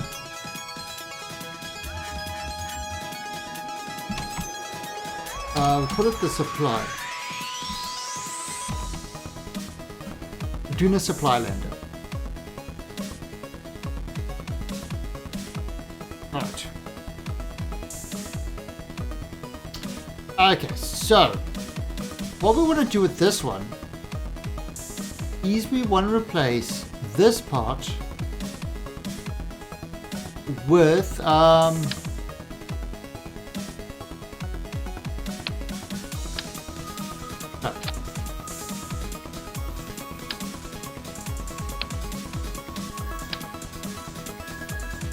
we want to replace that part with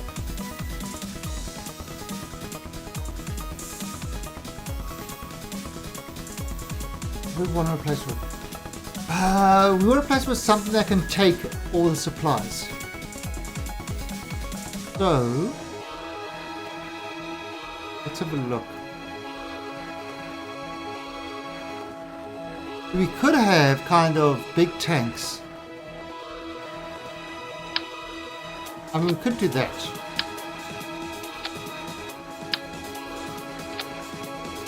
Let's see. Now, repaint it. What does it say? Those shareable resources. just want to check something out here.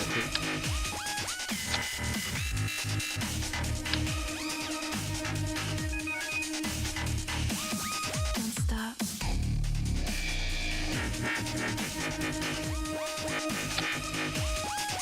Alright, I just want to...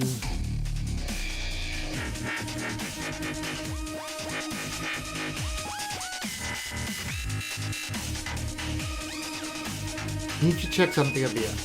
If we can change these modules, if we could change those carrying things, you know, the what do you call it, the structures to carry other stuff.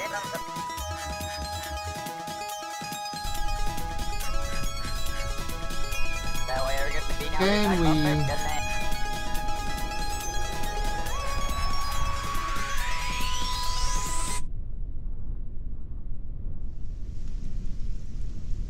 Okay, so Bill, jump out. So let's see. Will Bill die if I make him jump? Will Bill die if I make him jump?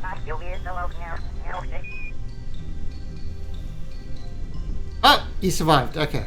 No worries. No worries, Bill. You did it. You are awesome. Don't let anybody tell you otherwise, Bill. You are awesome. That's a small... Alright, so repaint, uranite, substrate, minerals, carbonite, commodities, material kits, metals, polymers, supplies, ore, machinery, recyclable.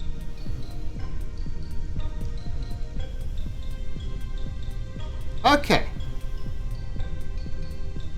Okay, well that's good. What that means is that these things could literally become anything. You know, you can set them up and they can literally become anything. Which is great, which is just what we want. So that way it can shuttle things up and down without it being restricted to any particular thing. You know, you just need to do the repaint thing. Alright, so that's good. That's good. That's what we wanted to check.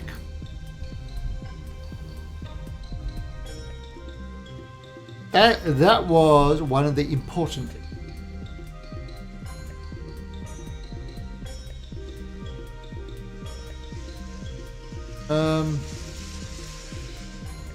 Yeah, it's a great cargo shuttle. But what we're gonna do?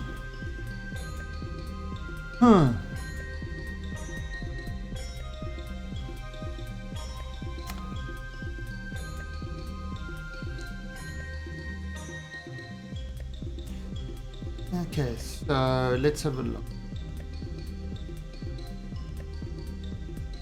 What does this look like on Duna? Okay, so 2, 3, 4. Okay, so metallic ore.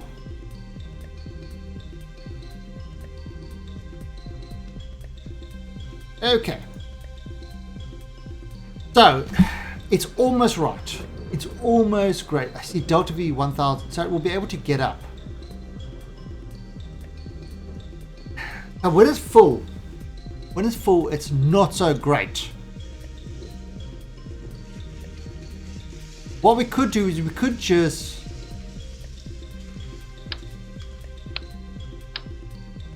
use one of them.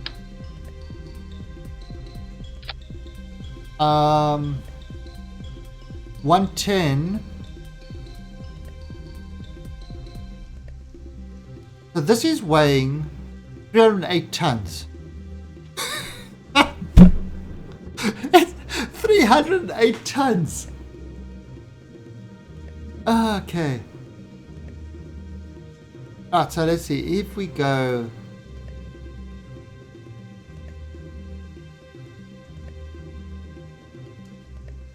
material kits aren't as heavy. Like, if you take material kits and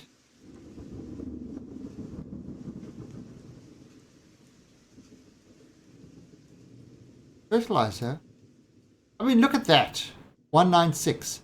So it really depends what you're taking. So I think if we have 2, that gives us, that gives us a lot of room. I mean, we could go. Being a hero, it's difficult. We could go 3, and then just not, just watch our weight. What do you think? 3 or 2, and then just watch our weight on that. It's nothing more than a story. I'll be the villain.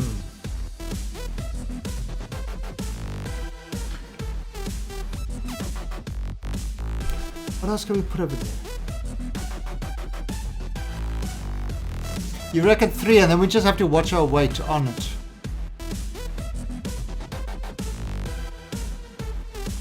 I have 2, I have 3.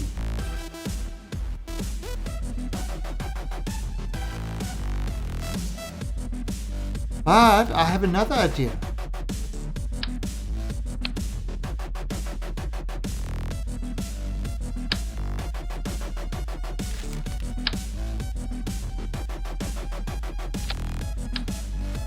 Make it a manly ship. Give it some balls. Now this.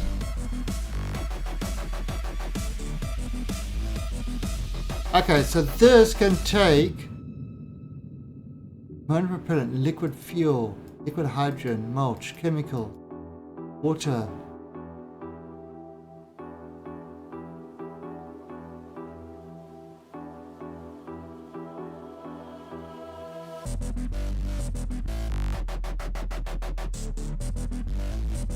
Yeah, I think I know what I'm gonna do.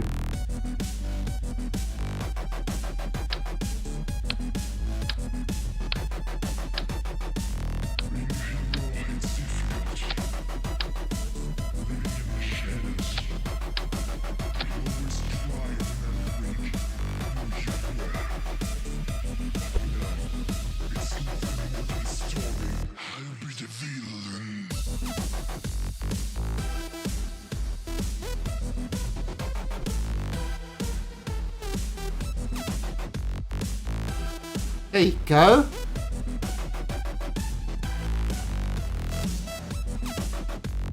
Yeah, well that's exactly what we're doing is we're testing this. Right, so that's like liquid fuel. That's material kits. That's fertilizer. So that's okay. Well, take away the liquid fuel to say water. Even filled with water, it's 178.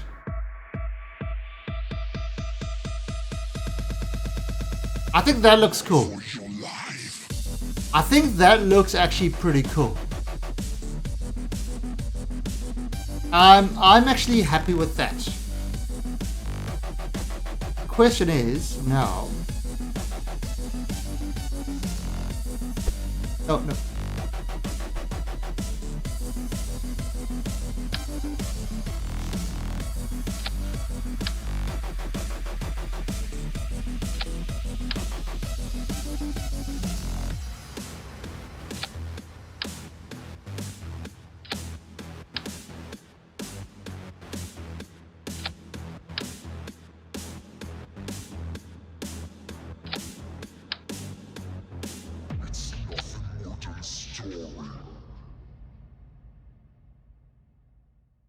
All right.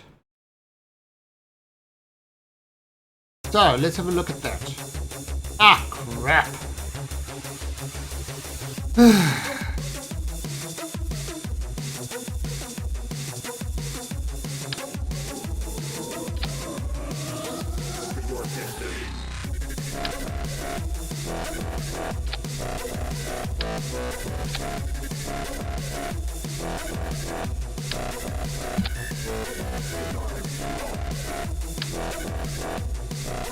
Right, so there we go.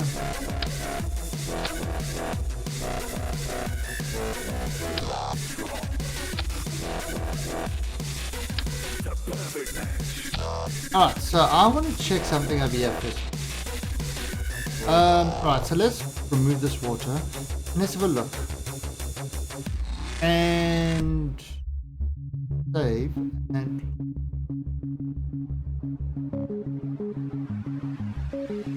I think this is a great little kind of powered lander resupply craft. I think this will work. This will work actually really well.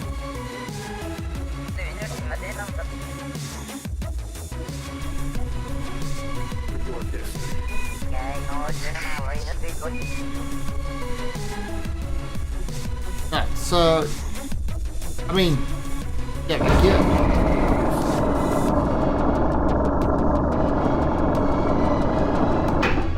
yeah, so.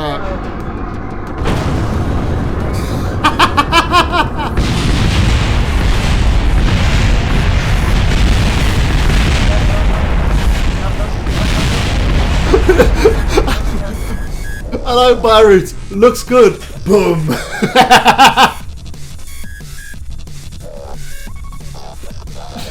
Alright, so let's just revenge.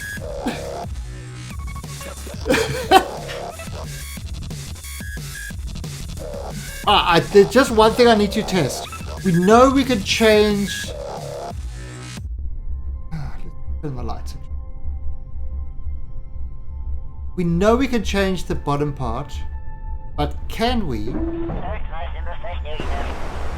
Can we change the balls?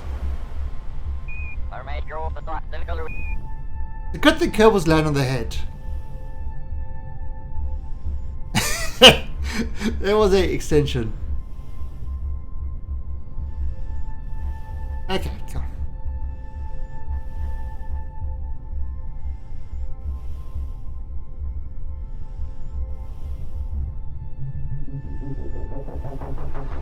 So you see what he can do is he can do this. He can repaint this to like something different. Like there, that's changed to gypsum. That's changed to silicates. Chemicals. Oh, and you can even change the color. Awesome. Mulch. Okay. So this is for the liquids and this is for solids. Alright. Now there's no way for him to get back up.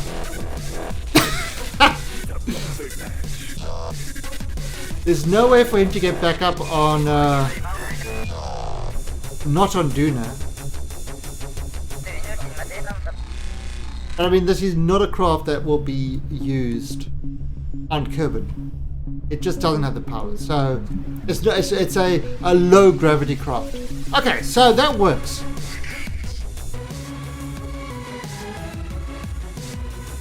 Alright, so we are definitely happy.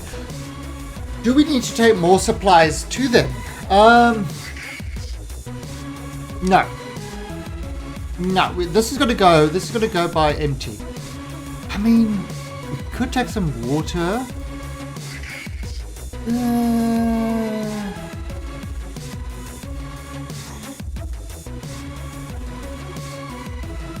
They've got a lot of fertilizer and that.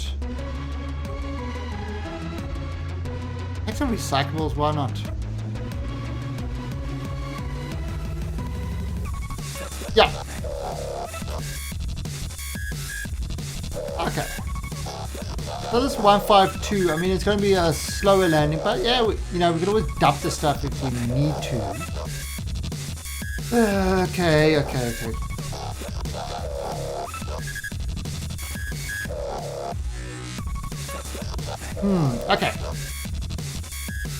Alright, so now we will take this and we'll do a lander booster. Pop this there. Okay. Oh. Not okay. This thing is not made this thing was not made for this weight. So, take that. Just gonna, yeah.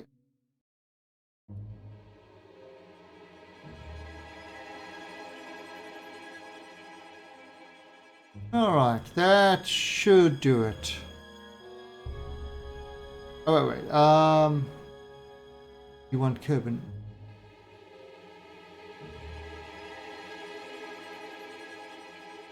What section is missing? No, that's the full thing. What section is missing?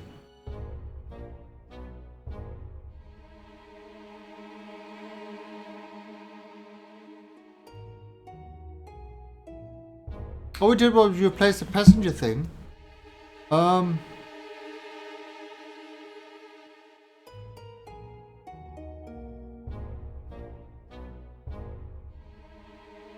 This is so annoying. If you put the relay to... Oh, so let's have a look. Okay, 153.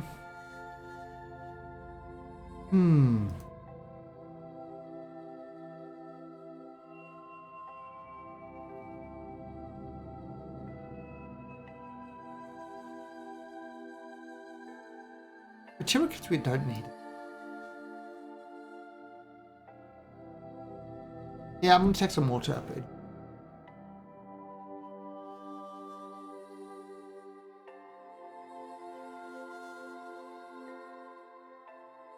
Yeah, that's...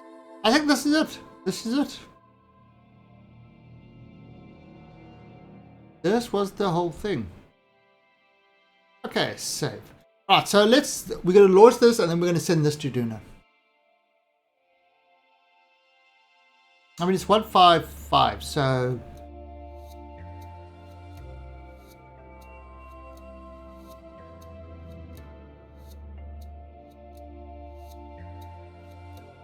Oh, yeah. There's no covers on this. That's why I did these like this to... And we got the center, you got the center thing. We're going to do this. Right, that would be that. Okay. Save and let's launch this. Now this is the supply lander.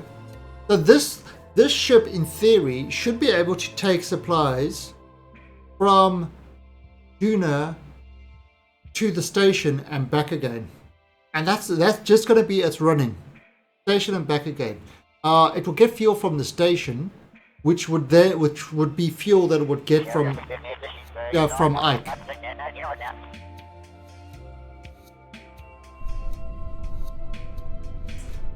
Look at this. It's nighttime. Let's turn the lights on.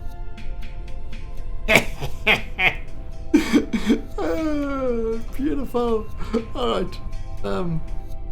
Turn this on. And let's go into space. You ready for this is a sweet launcher. I'm actually quite happy with this launcher. Alright, so can I actually get rid of it? Alright. 3, 2, 1, boost.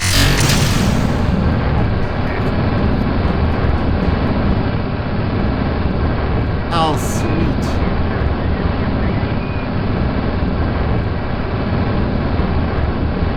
Alright, so we're getting up to there, we can stop the turn.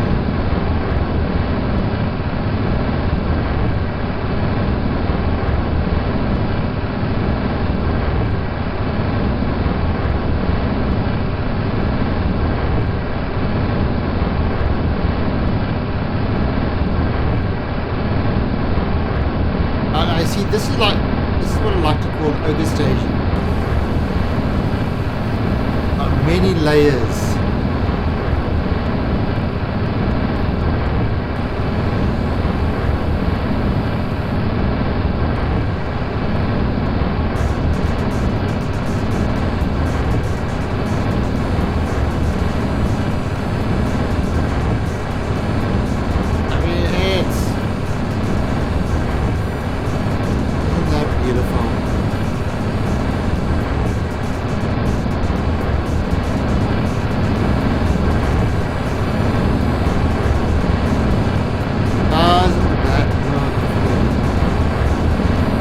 Gotta keep it in this. So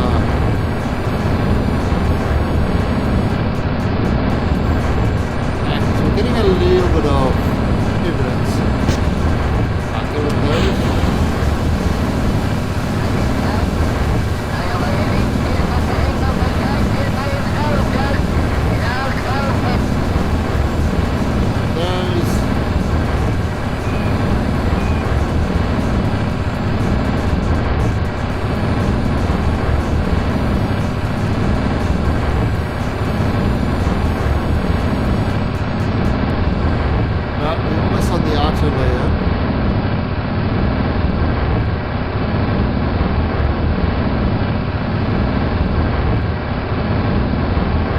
Got a little tendency to tilt.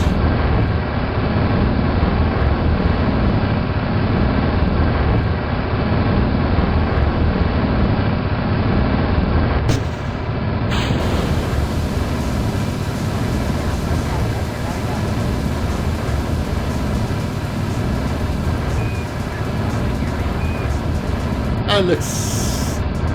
that's just awesome.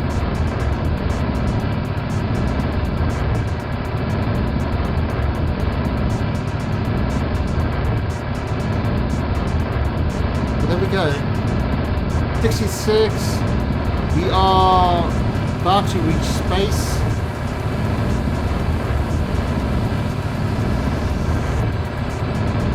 Yeah, we have reached space. Time to get rid of the final boosters.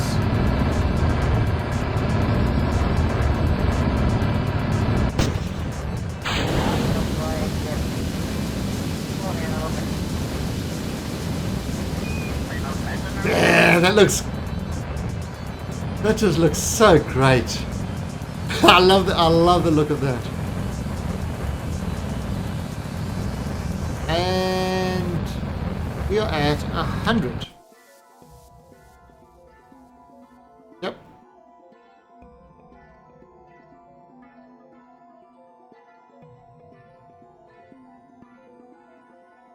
There's just nothing sassy about this thing. Am I in space yet? Right. I am about to hit space. Alright, so and maneuver on the axis, and we're going to hit circularize. Oh, look at that. Almost no inclination. You know what? This is actually a stage where I could literally launch it straight to Duna.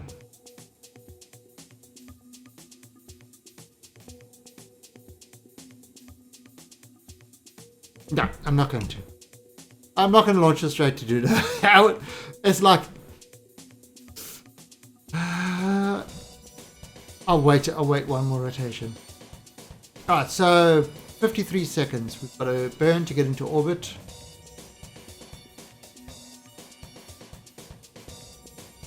No. I think...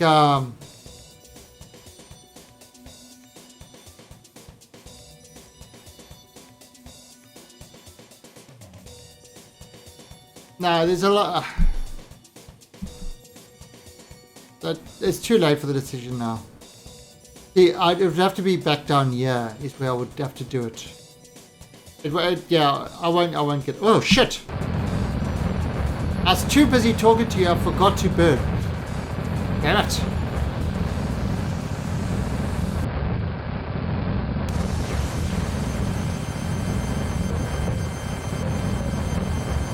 Totally threw me off there.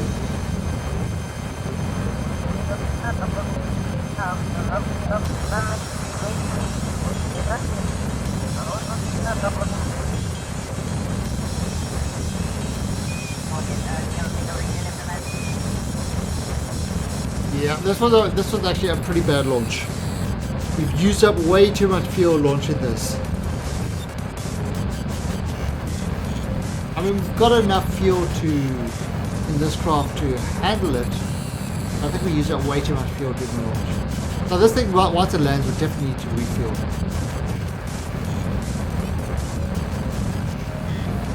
Oh crap! I have to restart it. All my curvels stuck aboard. I didn't want Kerbals on this. Damn it.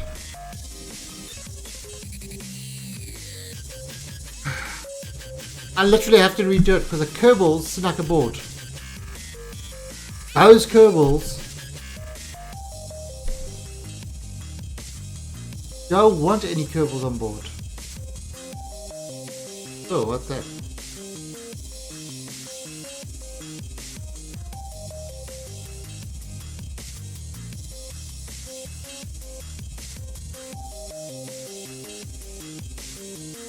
Ah, so launch.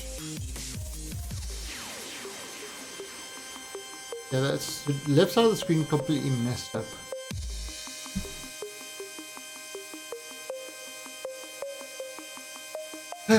Those Kerbals, they sneak aboard everything.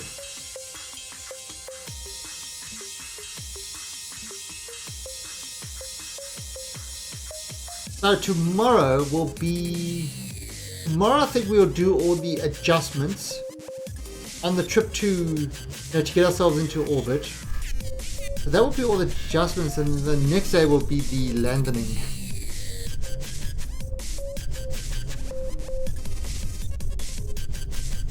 Right, so what I'm going to do, I'm actually going to wait for daylight. Whoa! Ah.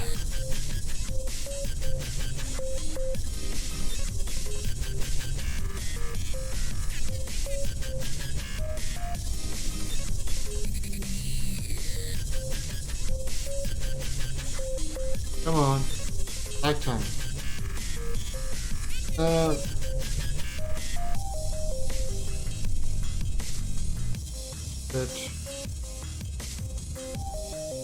2 days. Wow.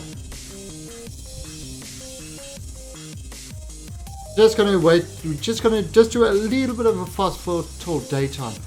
Unfortunately, you have to do it manually because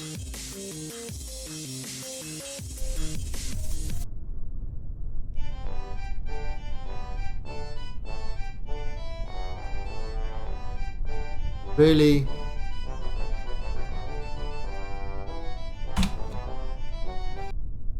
I don't know where half the shit on this list comes.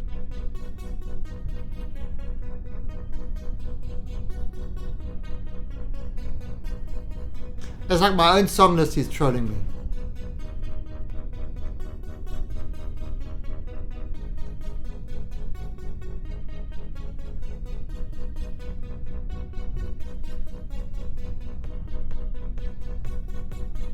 Alright,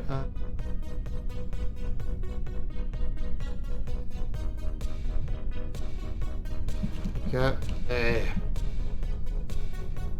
Sunrise at Kerbin KSC. It is time to release the rockets.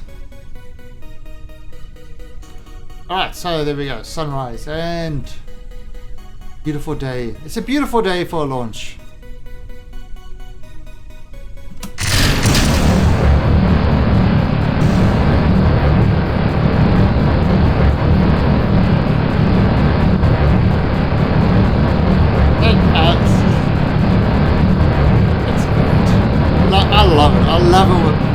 I love the big ships launching. There's just something with all the rockets going off at the same time.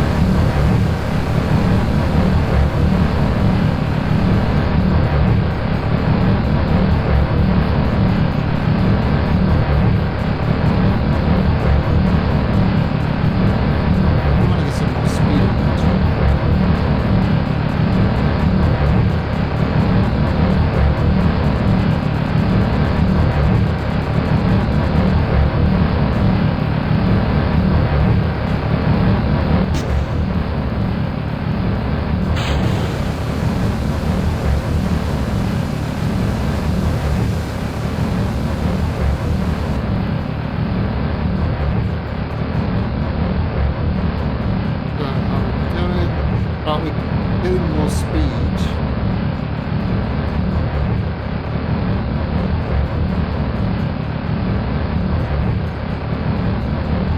So,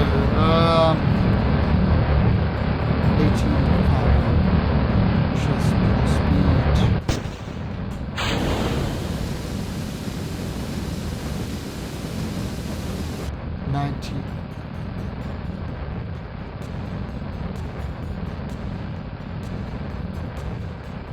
Pushing for more kind of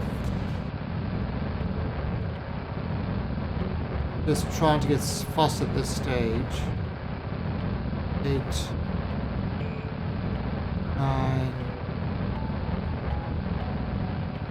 That's 100. Okay.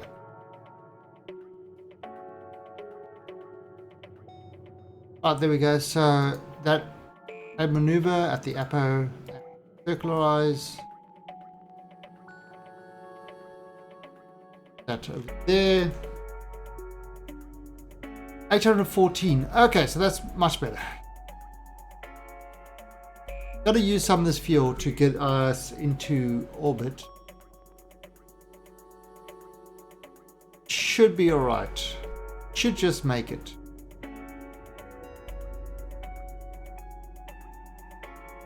Of course, we could always refuel at Duna before we land.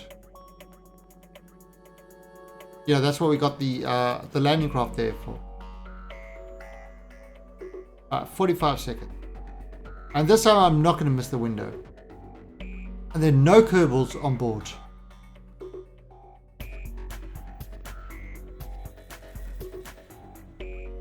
Definitely no Kerbals on board this time.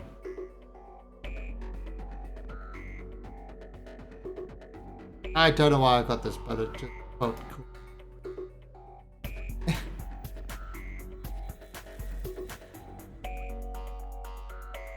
Right, and 45. And turn the lights on. I know.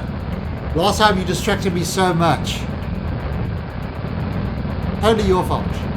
Totally.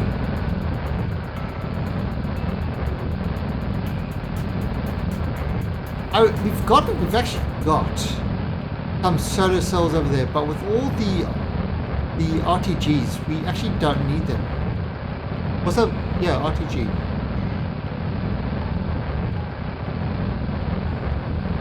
Radio thermonuclear generator.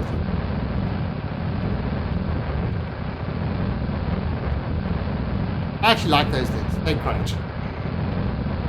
You put enough on and you got... They are expensive though, so in career mode they're pretty expensive. We definitely don't want to overdo them in career mode. Sandbox mode over.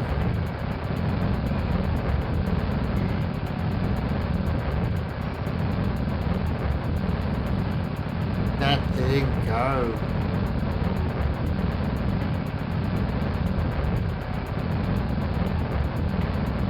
Okay.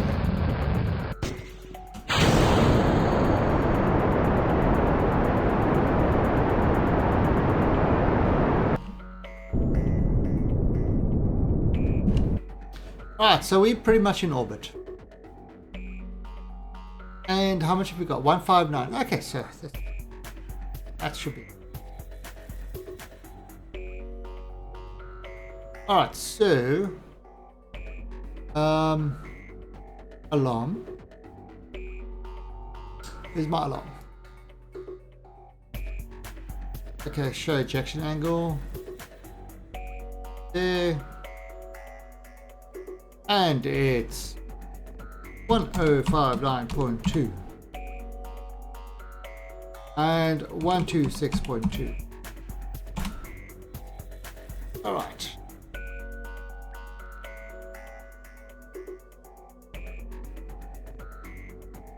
It's starting a little bit late, but behind the others. And really.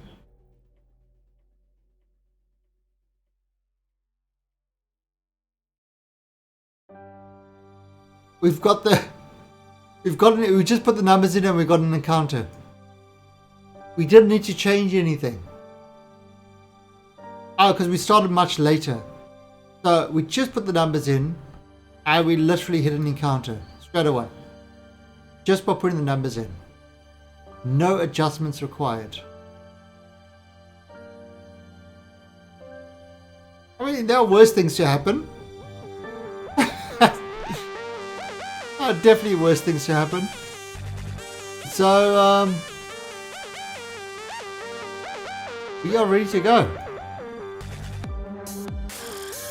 And that's the thing, is that once we have those numbers all worked out, and what's it? 105643. Okay, so just slightly off that.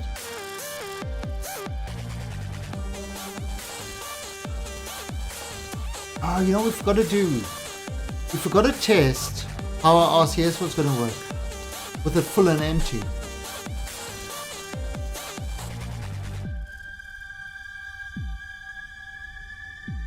Right, so... Well, not to be distracted. I'm never distracted from burn time, except when I am. And then I get distracted properly. 46 seconds.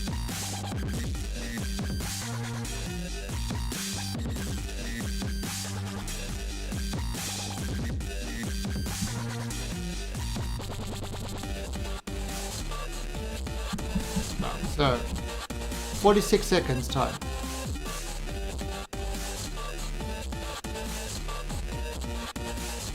I mean, the command's there and nobody's home. I do like the look of this craft, to be honest. I think it looks pretty cool. This craft actually really does look.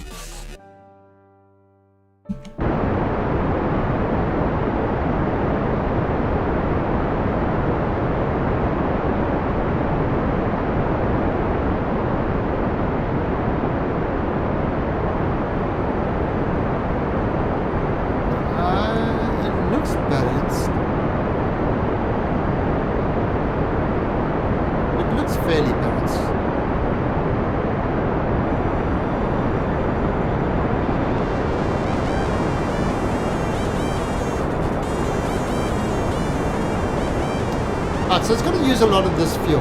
Now, worst case scenario is it will use some of the landing fuel, which is not such a big tragedy because we like overstocked with fuel.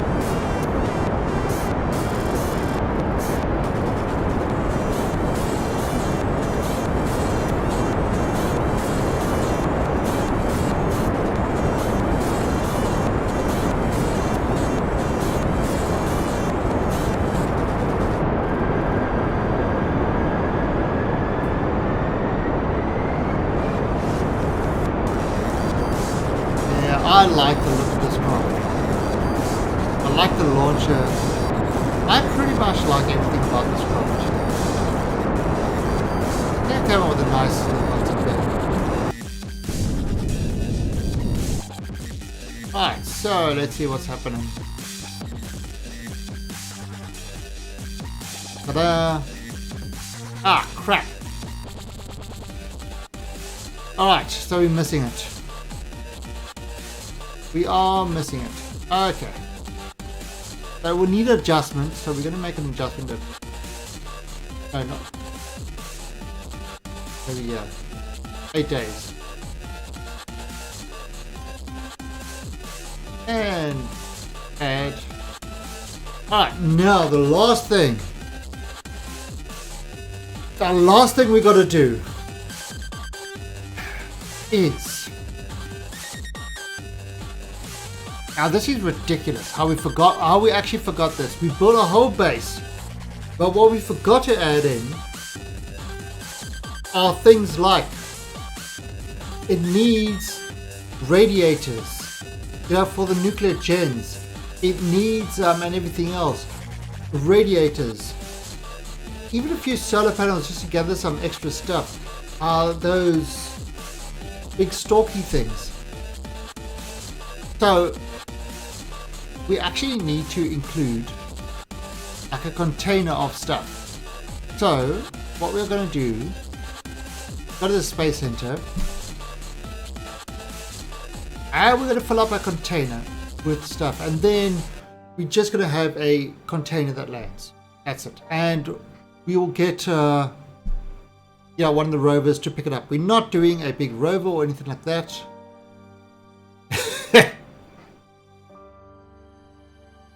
I know, the problem is, we would have gone there, we would have started building everything, and then we would have realized we can't turn anything on. and that's kind of the issue. We wouldn't been able to turn anything on, which is never a good thing. So I mean, it's a good thing I remember this now, and we can actually, build the stuff as required. Alright, so this would be, hey Scorch, how you doing? We just did a whole bunch of launches to our station, at least to Duna. So we're going to call this the Duna Colony build stuff.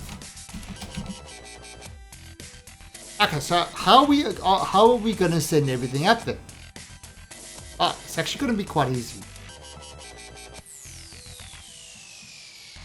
Tired. Why am I up at 4 in the morning? Me? Why else would you be up at 4 in the morning? Really, I thought you knew the answer to that. So that's a 3.75 meter container. Right, so if we look at the inventory,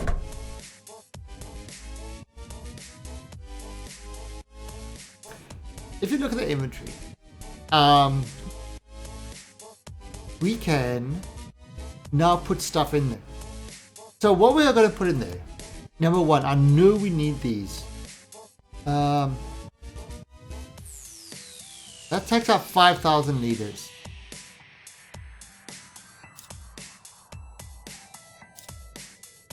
Okay, and then we're going to put in some mediums.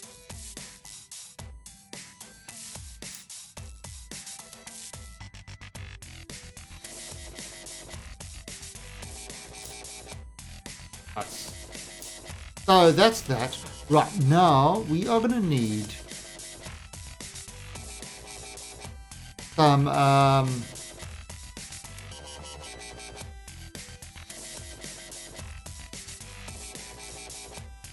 these things.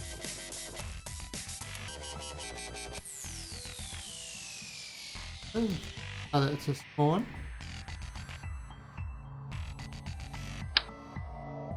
Oh. Okay, so we're going to need a couple of these. Girders. One.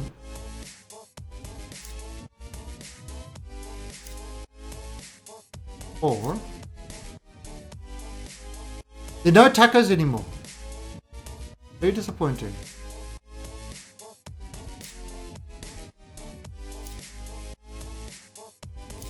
Okay. Okay, so then solar panels.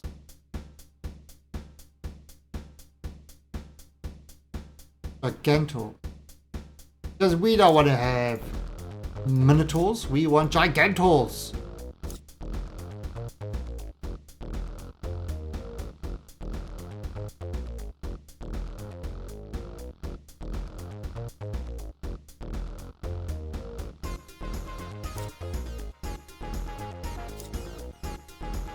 Alright, so that's 41,000.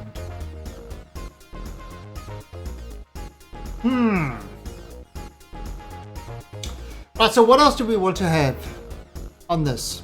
What other things? So we need to build those to build the towers.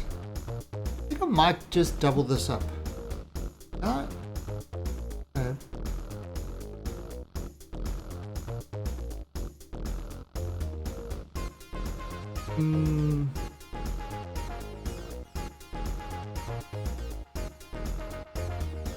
Power supply. Well, we got the Gigantor.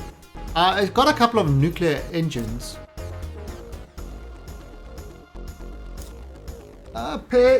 Spare power supplies. Oh, the tools, power tools. Yeah. But these don't really take up any space at all. We definitely want a couple of these things, to connect things up via hoses and stuff.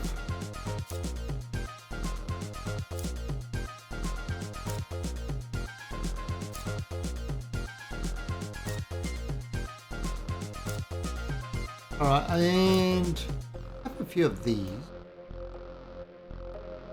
You never when these you want to route something to the base. But I have a couple of them. But I can't just grab a 10 and say copy. Do it one at a time. Annoying. Flags? I got plenty of flags.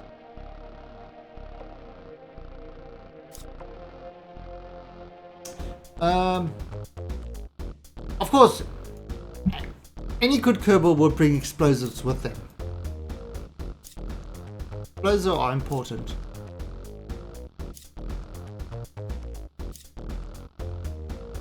I'm thinking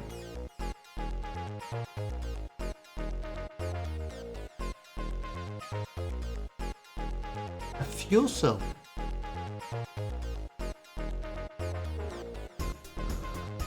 Like 2 big fuel cells. Like a PDU or 2. Or RTG or 2. Oh.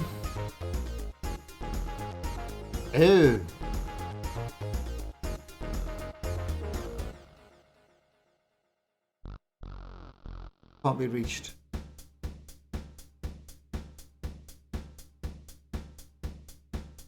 Okay.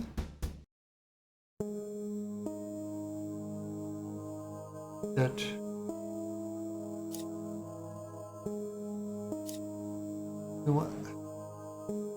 What's this one? This one 2G and this one 2G as well. Right.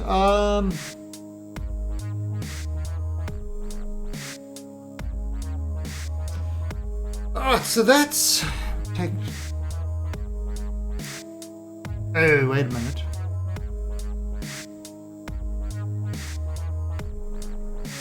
Right. I would have of those, and I'm gonna have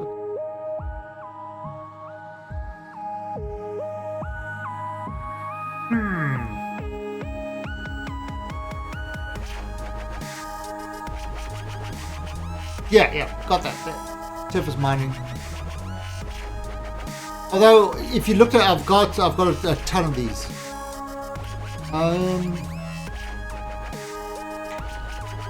Not sure what else I need.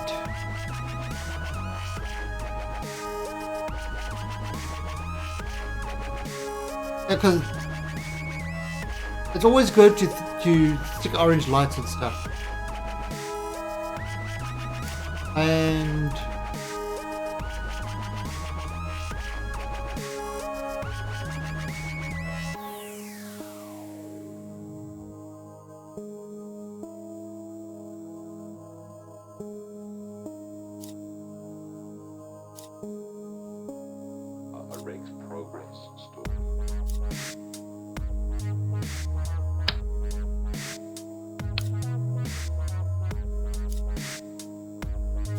so there we go. We got some normal lights, strong lights.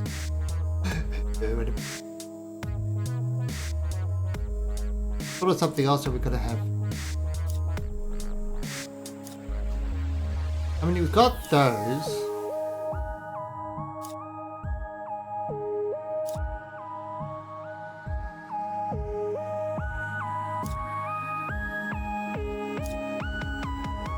So these are kind of like, just extra supplies for that.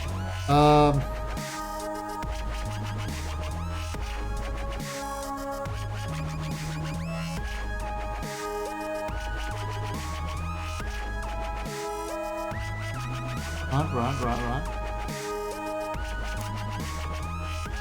And where is it? EVA items? No. Coupling. No, it would be under utility item. Harpoon. 2 harpoons and the magnet. Spare wheels for trucks. Okay, there, that's done. Okay, can we actually get another harpoon? Oh, we can. Okay. So that is 22 tons. 22 tons.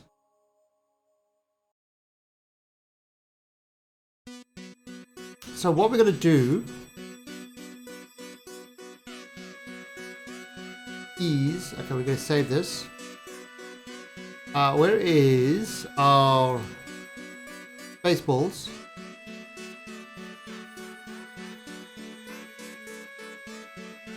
Yeah, I mean there are some stuff on the one trailer. I don't know. Yeah, we're gonna put shoots on it, but before shoots, we need balls.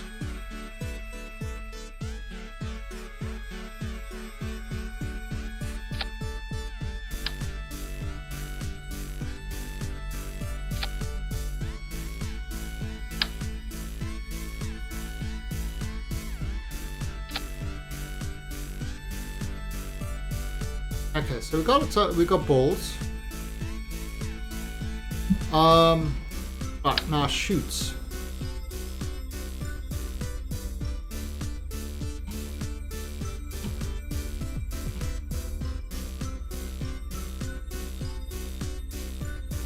So let's see.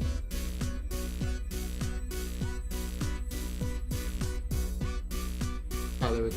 Okay. So 1, 2, 3, 4.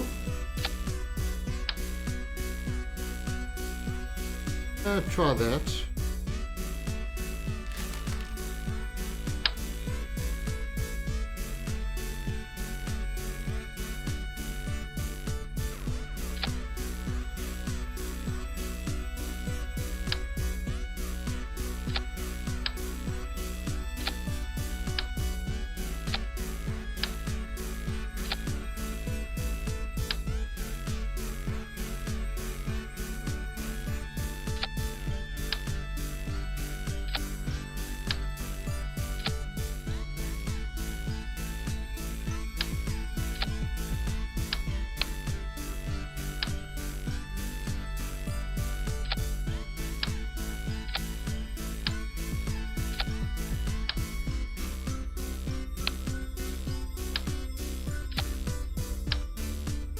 Okay,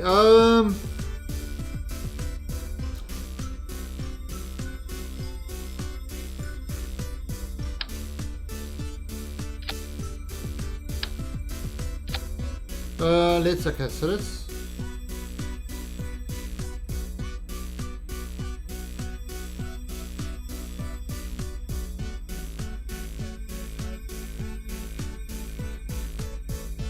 go to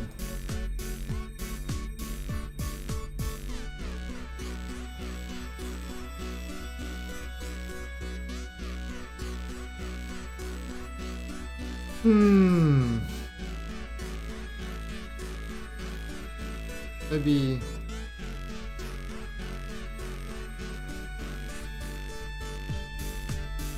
actually let's just try 100%. Let's just see what happens. I'll bring this down to, let's just see what happens here.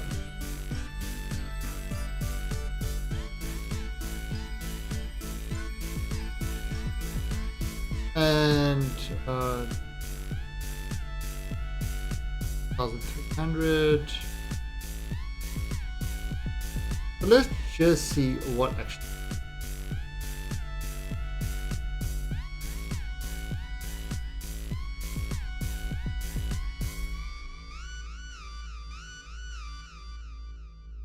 And we'll do.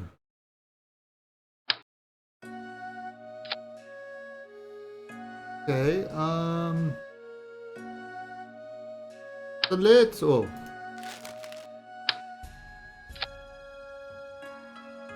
Okay, we just got to test this out, see what happens. Might be too small. I'm thinking it's going to be too small. Yeah, I mean, it's...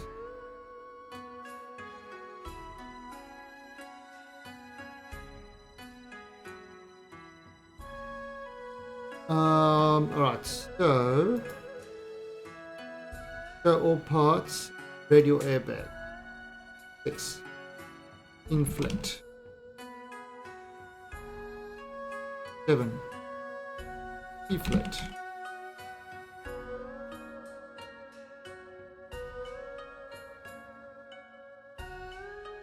Okay. Yeah. I just want to test to see how it lands. Actually, to be honest, that's all I want to do. We just gotta quickly give it a quick test. We just gotta take it up and see how it lands, because we can get a good idea of the speed of what it's gonna land from Kerbin as opposed to Duna. It's not doing anything. All it's gonna be doing is just landing in a targeted spot. That's it. And then one of the trucks are gonna pick it up and drag it over.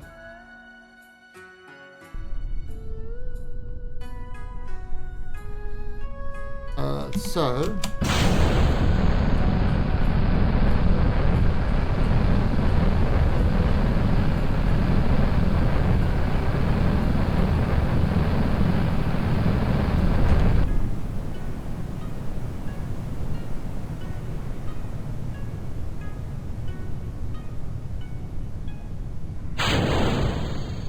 crap, I've got to set it out.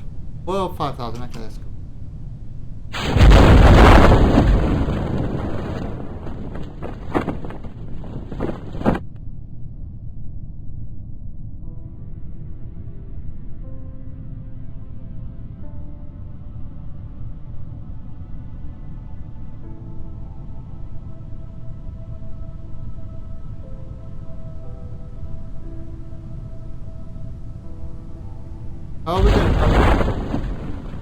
Are we gonna hit anything? Is it gonna blow something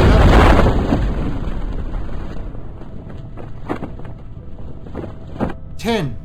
So that means we're gonna be hitting on Duna wise. We're gonna be hitting around 20. So that's not bad. That's actually fine. That's actually fine.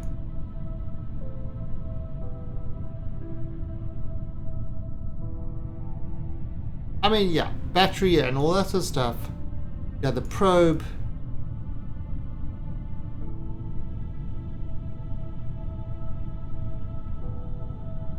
I mean, we could still... Oh, shit! Oh, wait, no. Oh, wait, maybe it's... Oh, crap! We can't pump up our balls. We can't. Our balls, they will not pump.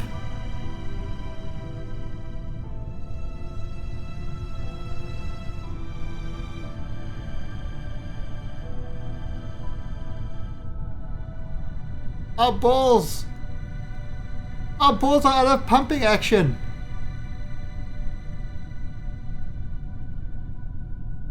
All right, but I mean, I think it's actually fine.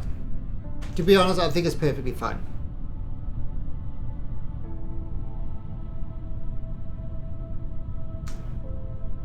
Yeah, I mean that looks fine. Okay, so just let me check something. I'll check. I think it's because we got no power. think it's because we got no power. Let me just confirm that. So we got power. So that's our ball pumping.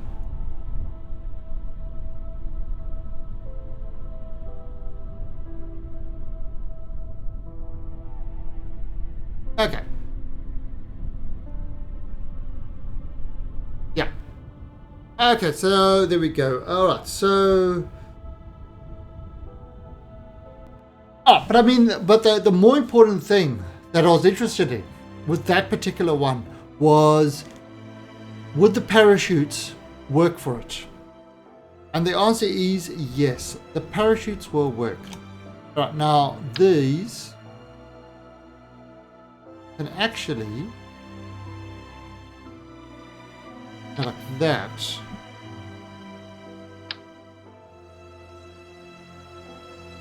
And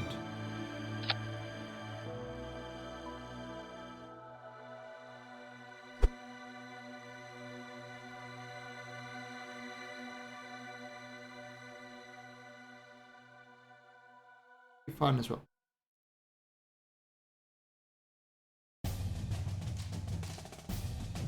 All right.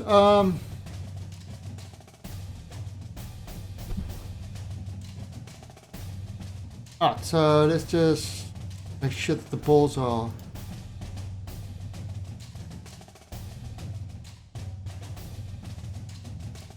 Okay, so airbags, plate, deflate. Alright, so that's all done.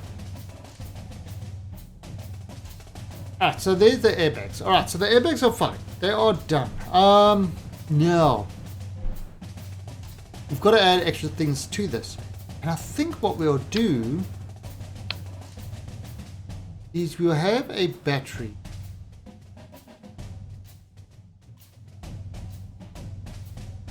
Power, electrical.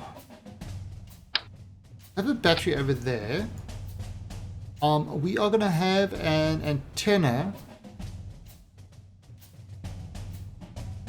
So what's that?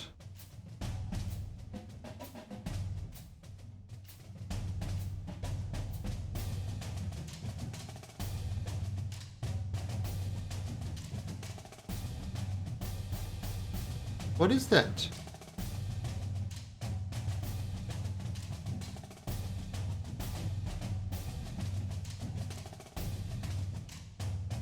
No, don't post completely unrelated stuff, please. I'm just gonna just time that out. I mean, if you want to post Kerbal stuff and things like that, by all means do, but unrelated stuff, don't do it. It's just rude.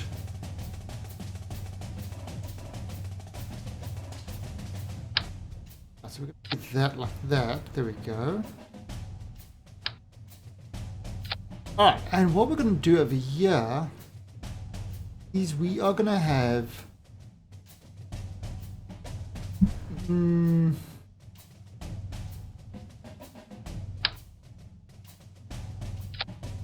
we'll have that there. We are also going to have one of these. Need one.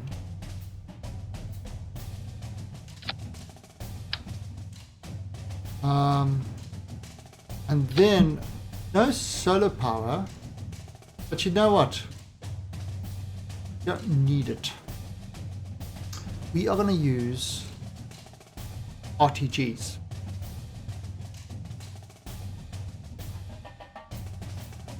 Further. I'm just going to throw a little RTG. We've kind of always got power on this thing.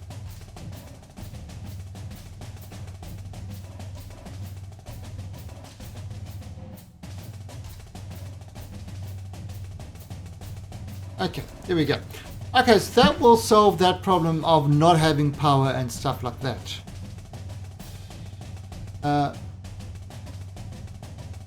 Just like that. And we are going to have... So, that shoot there. That one. Alright, so... Oh, that solves that problem there.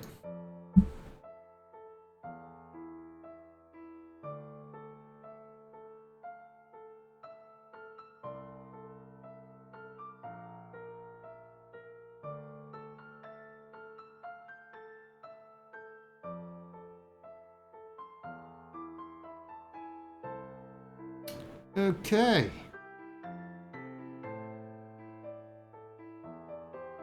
That will work. So it's going to land with the probe and stuff like that. I mean, that's fine. Alright, now we are also going to give it... Definitely needs a way to control it in space. Yeah, definitely needs a fairing. And it also needs a way to control it.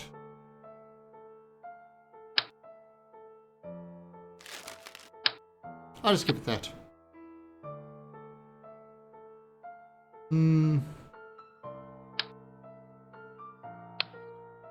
Let's actually give it...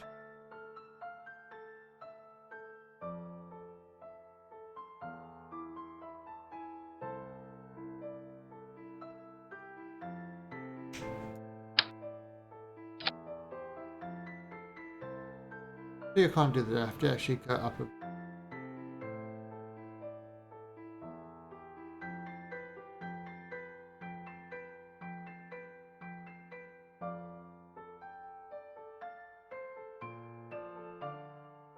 Right. And so what we'll do is we'll... I mean, that's got RCS. Got RCS, it's got control. It's got a little bit of delta, yeah, of deltas with its whatever. And we are going to throw this there. How much is that? 1,900.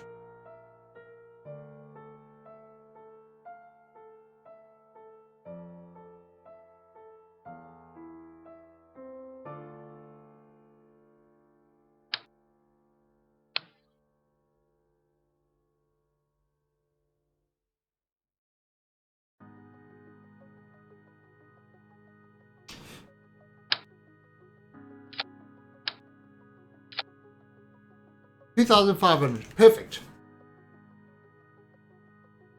No, we want the okay, so what this is, okay, so this whole stage will go to Duna. It will stop around Duna. So that's about 2,000, that's about 1,600. To go to Duna and stop around Duna. Then it's got another 1,000 delta V left to slow it down for the targeted landing.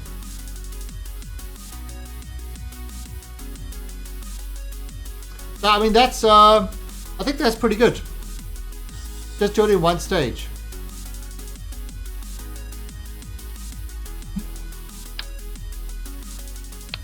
You know, and basically once it gets over the target and it's a straight down drop, then it will just drop and the velocity should be 0, so the parachutes should be able to handle that. So I think that's I think this is kind of, this will work that way.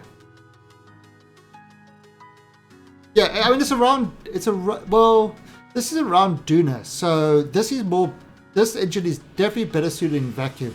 But really, most of the burn is going to be vacuum side. It's not going to be a actual landing. It's going to use the parachutes to get down. Alright, so now we've got to get this into... Yeah, and then you got the magnetic thing, we'll pick it up and take it wherever. So as long as we get in a good good area, approximately good area, it should be we should be fine. So now we are going to get this into... Yeah.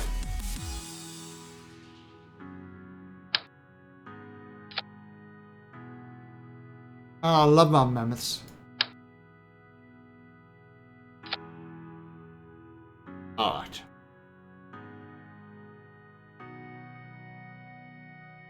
Mammoths. Actually, not goes well with mammoths. Boars. Boars and mammoths, they work together so well. It's almost like they're made by the same manufacturer.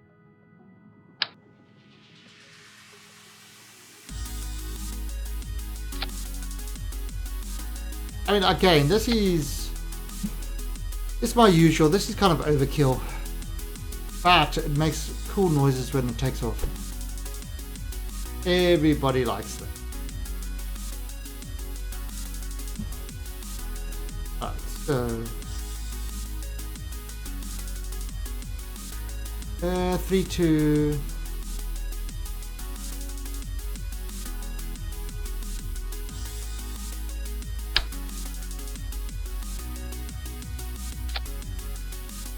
Three, 6. Okay. So it's got a little bit of an extra push. Not a problem. Gotta have cool noises. Exactly. Because I'm actually not getting things to explode as well as I used to. Which is kind of a pity. I used to have things exploding so nicely. And now, it's just not doing it anymore. It's almost as if I've learned something. That can't be true. No, it's not so.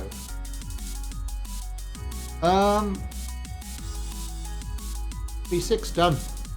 Right, let's throttle those down. Here we go, 63%. Alright, that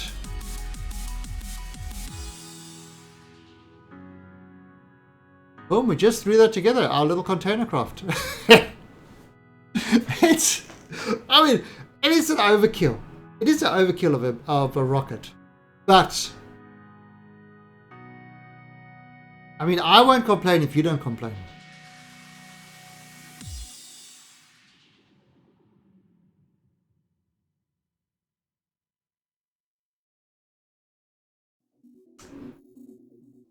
Oh, you know what we're going to have?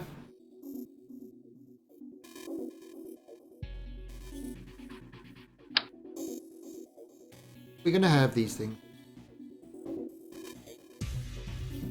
Because, you know, it's a long trip.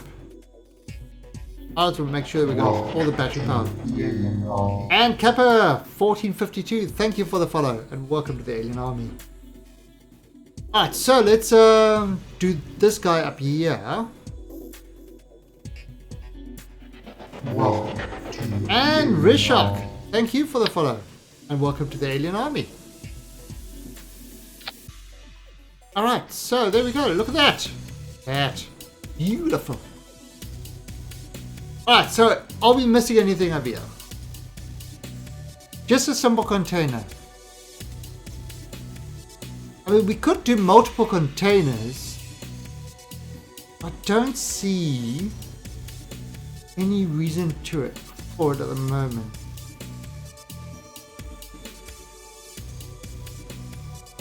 No, and launch.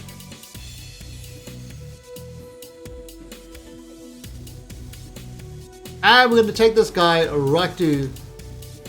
Yeah, I don't think of anything missing. Don't think there is anything missing. I think we've got it. And this will be our last craft going to Duna. I was thinking of doing a big drilling platform. But I really want to go to Duna. So screw the drilling platform. Oh, those don't look too happy. Right, so let's just auto-strut that. They do not look happy with that. Anyway, alright, so let's go. And full power. Listen to the rhyme and feel the rhyme. See? Cool noises.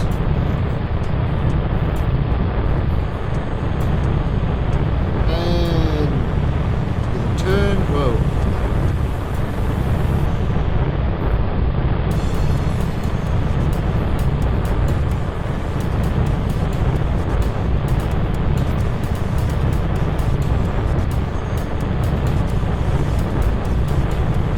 Just save the whole design for next time I'm building a supply. Oh yeah, I mean,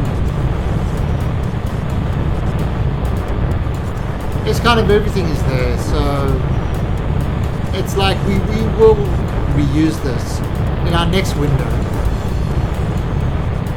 But without this, I don't think our curveballs will be able to survive for the next window.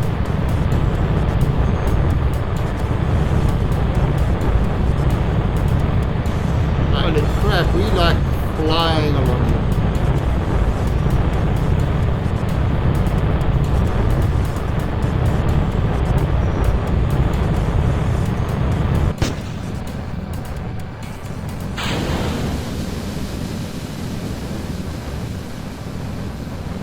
Actually, I've got that. I think I've got those releases like working so well. You know, with like a minimal of what do you call them? Stuff. Separatrons. I used to like put in so many Separatrons. You know, like one at the bottom, at the top, and I used to have the whole release mechanism kind of, you know, it used to be a complicated process. And now I've got it just totally smoothed out.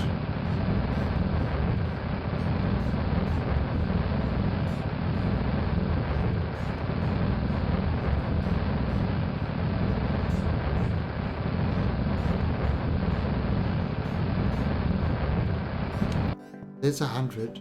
Let's move this down.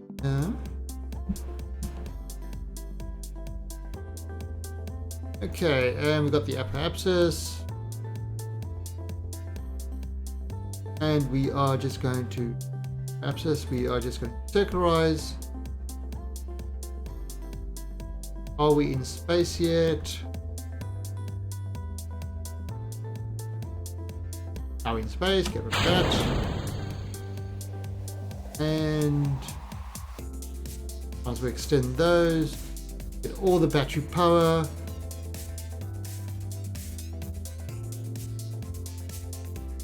The antenna working.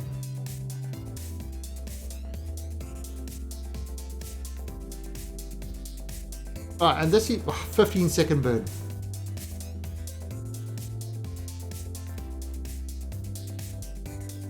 What is the name for the fuel gauges? Oh, these ones over here. Or you're talking about these ones? This is called alternate resource panel. It's the same guy, Trigger AU. He makes the Kerbal alarm clock and the transfer window planner. If you're talking about, yeah, so this is just standard stock, but this alternate resource panel, yeah, just look for Trigger AU. I mean, Kerbal alarm clock is kind of, I think, Kerbal alarm clock, Kerbal engineer are like, they are vital to my gameplay. There's no way I can keep track of everything without Kerbal alarm clock. It's just not going to happen. And I like what I'm doing over here without Kerbal alarm clock. Seriously, it would be nightmarish trying to keep track of everything.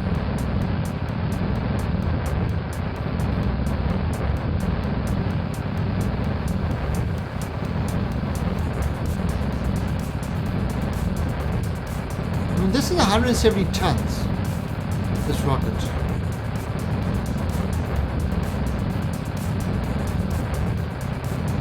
Yeah, I agree, Nia Kara. It's just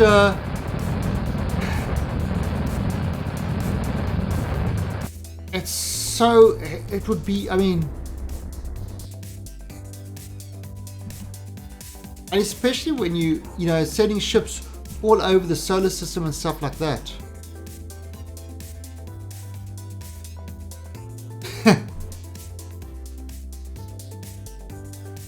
Okay, I'm not that bad, but I mean, yeah, I'm kind of like, look at all my launches.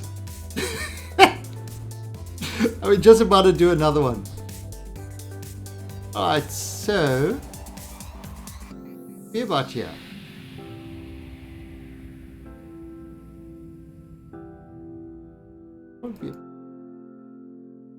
Maneuver. Alright, so let's have a look. Alarm clock. So ejection. Wow, that was pretty damn close. Alright, so hear that right now. Okay, so 1059.2. Yes, I know these numbers off by heart because I've entered them so many times. Precise maneuver. It's great that you can just enter the numbers straight in like that. I mean, that is just... Okay, so there you go. So let's see what happens. Ah, there we go. Done. Right, so it's 44 seconds total burn. Let me turn on RCS.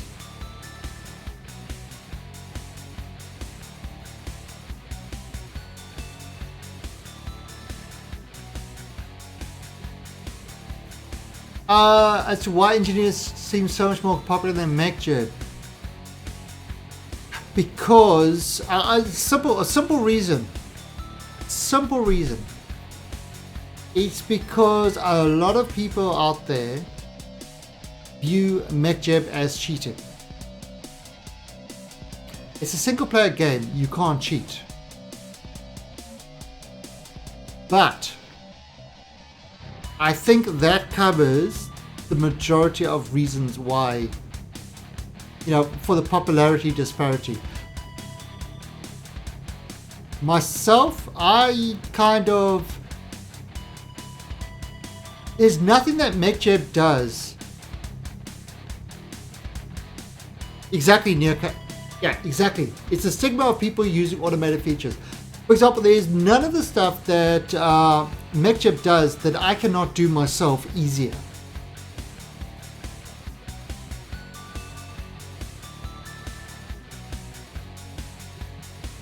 Yeah, I mean, to be honest, I'm very happy with the HUD. I hardly ever use anything else but what I've got on the HUD.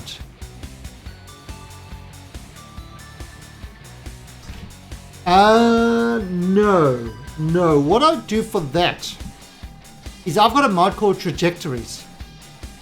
Now, you can't see it over here because I'm not hitting the atmosphere, but Trajectories is a great little one that takes into account aero braking and predicted, you know, with atmosphere and predicted stuff.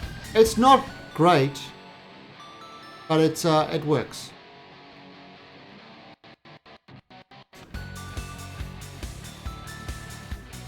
I haven't used MechJib in a long time. I just got used to Engineer. And that's what I'm used to.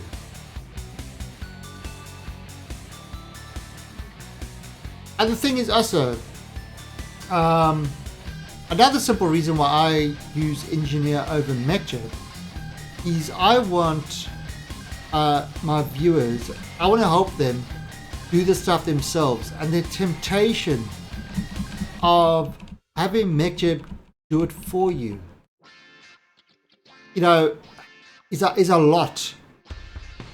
It's a lot for some people to resist. You know, so doing it yourself, it's you know, that's what you want to teach people to do it yourself. Yeah, I mean, I haven't used MechJib in a long time, so I can't remember it too much. I remember from a while back, and yeah, it had some good panels with the, you know, all the Delta V's and all that sort of stuff.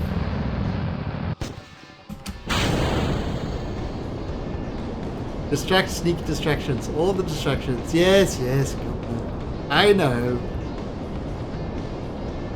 I'm getting good at reading with my left eye while I'm watching.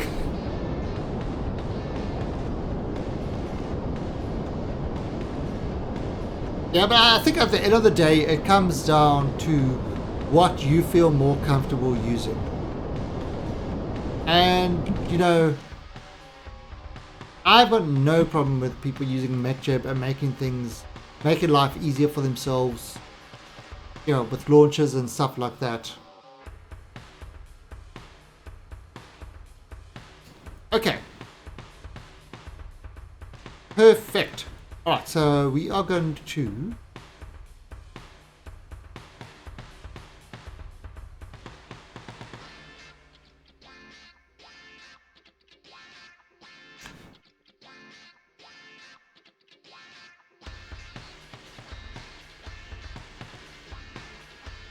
Yeah, I mean, again, it makes some tasks easier for you, and there's nothing wrong with that. You know, it takes a lot of the kind of routine stuff, yeah, we don't have to worry about. Okay, so all our craft are on the way to Duna. So now, what we're going to do is we just going to do, I mean, I can make 1 or 2 adjustments, and we'll do the rest tomorrow. So what we're going to do is we're going to head out and speed this up. And the next one, I can actually remove this now. The next one is in 4 hours, 3 hours. There, Duna Colony Launch 4, that's coming up. And this is what the cool thing about Turbo Alarm Clock is. I just sped it up and now I can jump to the ship.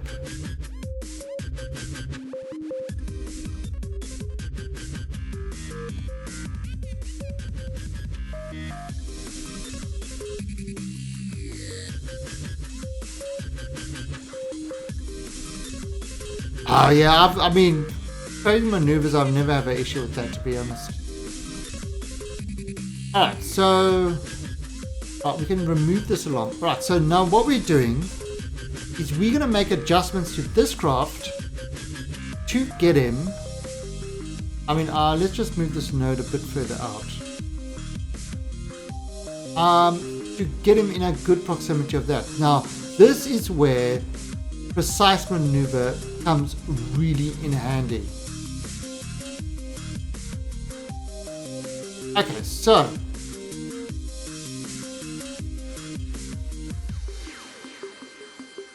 really? No? Not one, okay. Alright, so what we're going to do is we are going to adjust this maneuver a little bit. It says 48 seconds. So what we're going to do is we're going to bring it down. Now this is where kind of using precise maneuver makes it, you know, makes it so much easier.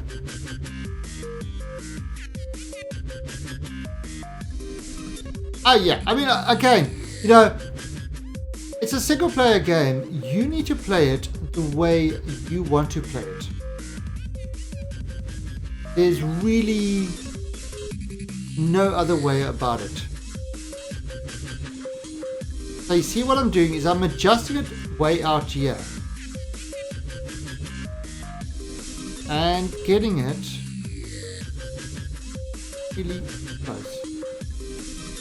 Now this is the thing that without precise maneuver, doing this would be extremely difficult. You know, you'd have to have like that and fiddling with these things over there.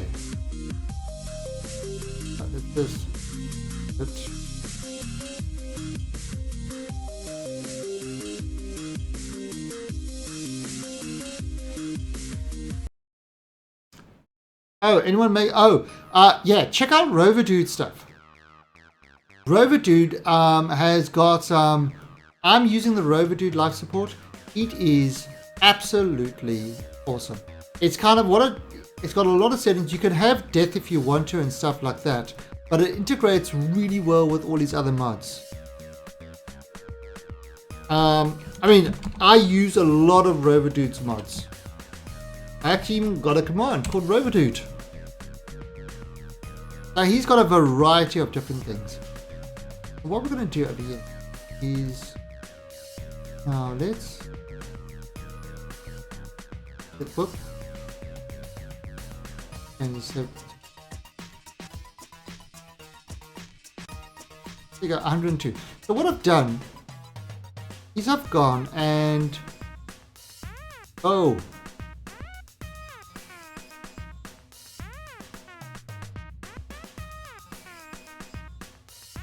What the? Oh! So I went past that part. Oh,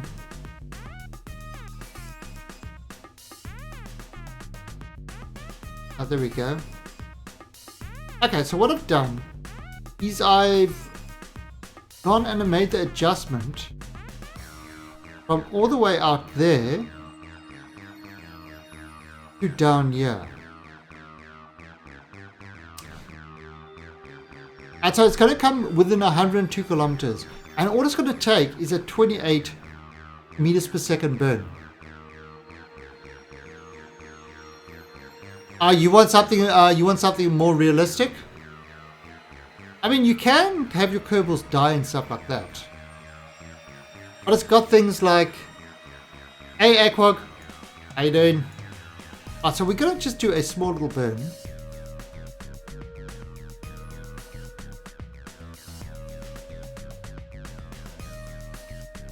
There you see, look there, it's all coming in. Alright. And Aquag Host. Aquag Ghost. Aquag Ghost. Thank you for the Aqua Ghost. Aqua Ghost! No! I was reading Aquag. Aqua Ghost. Thank you. Thank you for the follow and welcome to the army. The alien army. So let's see, we're just going to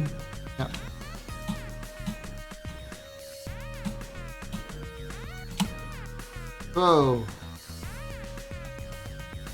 Okay, what are we? 141. 9. Well, 91. Okay, that's. Have I got this? Can I do this? Oh, I don't have any. Alright, that's cool. 91. That's fine. Just call you Ghost. Alright, so there we go. That's good enough. Alright. So, that's this one done. Now, what is this? I don't know where that other one is from. That makes no sense. Weird. Anyway, so what I'm going to do is I don't need to touch this. I don't need to touch this thing up until the time it gets into the sphere of influence change. So I'm going to add a sphere of influence change along. And that will be in 242 days. So that's that one done. So now we can just hyperspeed to the next adjustment.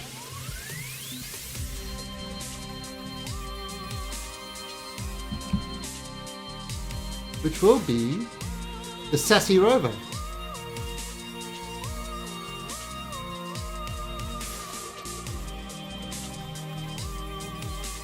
Now the Sassy Rover is all our little rovers. And again, we're just going to place them into orbit. No KSP in... No, I've got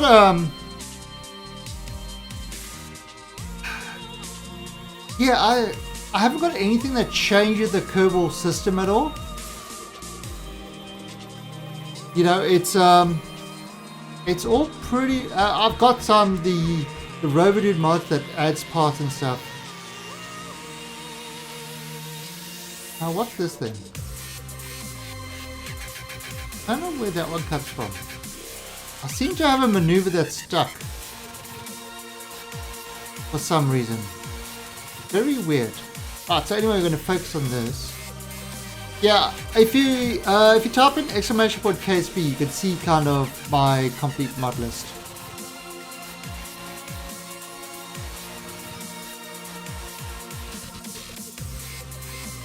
No. The already Spaceballs, those Kerbals are still fine. So let's just move this ahead kind of 3 minutes. Our reactors, warp drives, beam power. Oh, okay, yeah. I haven't tried any of those yet.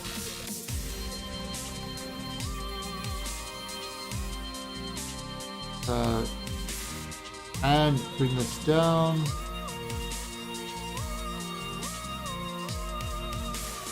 Oh.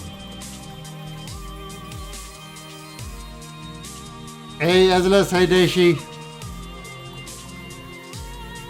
So let's have a look. Azalas and Dashi, we got all our stuff is on the way to Duna now. So we are just making some adjustments. Oh shit, wrong way.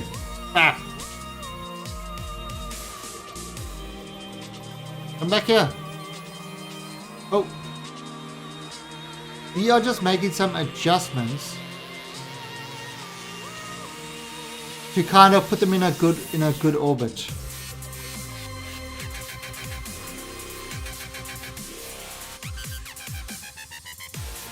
Yeah, I mean, I don't have that many hours. I've only got like 1,000 or so. I don't have that many hours. I only have 1,000. That just doesn't sound right. Yeah, but it's now there's so many mods and so many stuff. I mean, another one is Real Solar System that a lot of people spend a lot of time on. So I mean, you've just got to find stuff that's kind of will suit you. That will suit you what you want to do in the game. Right, so there we go. That works. That one works. So just 13 delta V. So to bring us all the way from far out to close, 13 delta V. It's kind of hardly anything. And that's what you really should be doing. If you go to an encountering planet, make the changes as far out as possible. It requires the minimum of delta V to do that. The closer you are, the harder it is to make the changes.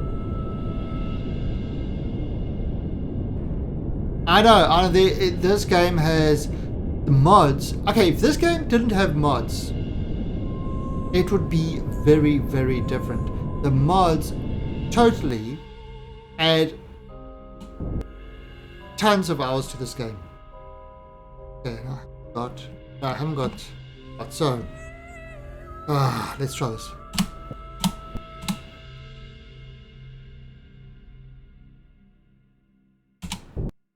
Right. All right. So.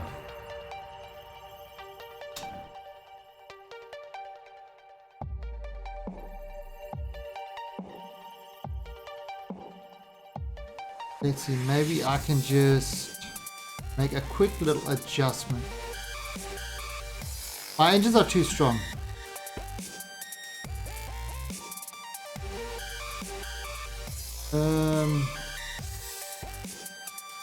Oh. You know what I'm going to do? See what I'm going to do. I'm going to... Let's remove this maneuver. And when I get say close about here, I'm going to add a maneuver and I'm going to make an adjustment to it. So it's going to add an alarm for that. Right.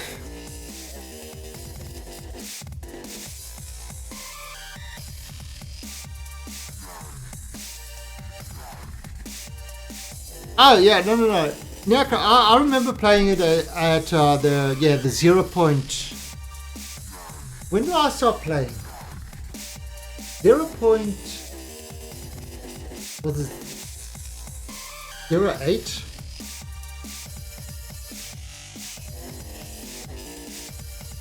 Zero point 11 maybe, or something like that. Yeah. So I mean, I remember putting rockets together and blowing it up and stuff like that.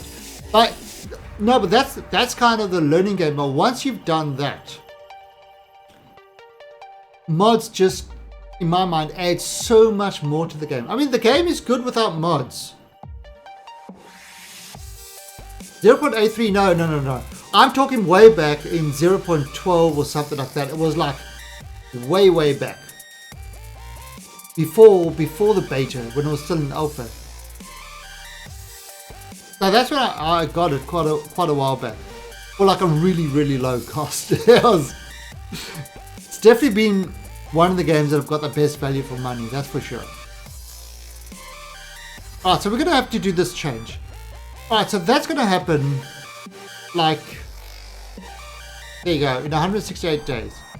And I think, I mean, I'm looking at the time, it's 5:30, it's time to go feed the cool cat. He wants his dinner.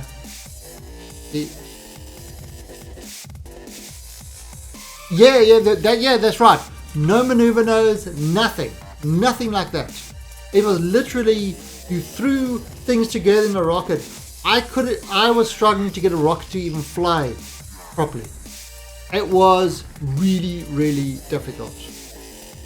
But I think what we're going to do is we are going to end the stream over here. I mean, we've got everything. We've literally got everything on the way now. So tomorrow, you see, I mean, look at this. Like a whole migration. The Kerbals are migrating. So you see all these craft. So they're all on the way. Now they're ordered through. They are all on the way to Duna. We are busy making adjustments to get them into close, to get them to kind of approach closely and stuff like that. When they get there, we're going to stick them into orbit, and then we are going to land them. And it's all going to be just a series of targeted landings. We're going to try and get them as close together as possible. First, we're going to land the rovers and drive around and see if we can find a good place to land. I mean, that's number one. And then we are going to start landing the modules.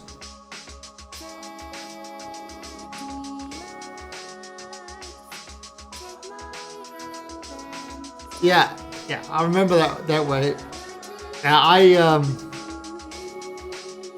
think I never made it to the moon in the early editions. I never made it into orbit in the early editions. I was like, I just blew up and I said, I'll wait till it gets more stuff. Anyway, but now we're there. Okay, so we've got everything on the way. We've got a whole bunch of craft heading to Duna. And once it gets there, we're going to start setting up our Duna colony. Then we're going to see if we put everything together, if we've done everything right, if we have got a colony that is actually able to support itself. That's going to be the big one. Will the colony be able to support itself? That's really the big if. If we built it right, it should. But the question is, will it be able to? You can look at this. Where's the craft? Where's the all on? I mean, look at this mess of craft. It's unbelievable.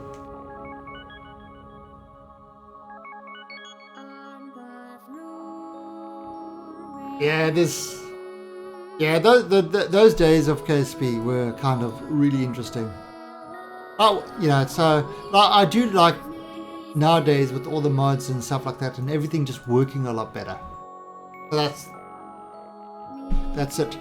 Anyway, I'll be back tonight in about an hour and a half, where we will be playing some Osiris New Dawn. We're going to have a good look at it, sort of how much has been added in and stuff like that. I mean, I have seen last night I was playing it a bit, and definitely things like swords and stuff like that. So yeah, so that's pretty good. But we will be playing it tonight on a kind of, I'm going to set up a private server. So if anybody wants to join me tonight to play Osiris New Dawn, you're welcome to do so.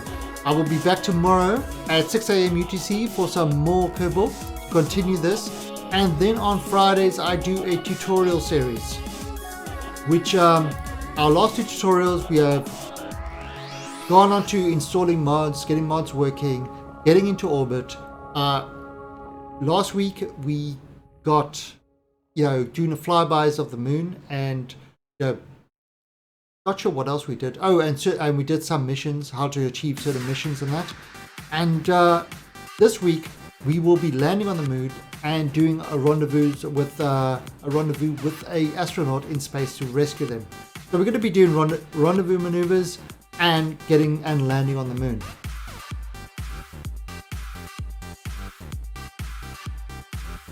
Yeah, definitely. I'll have a look at it. That will be great. Thanks, Nia.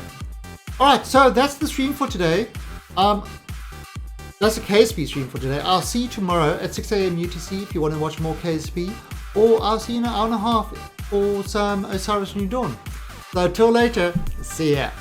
Bye.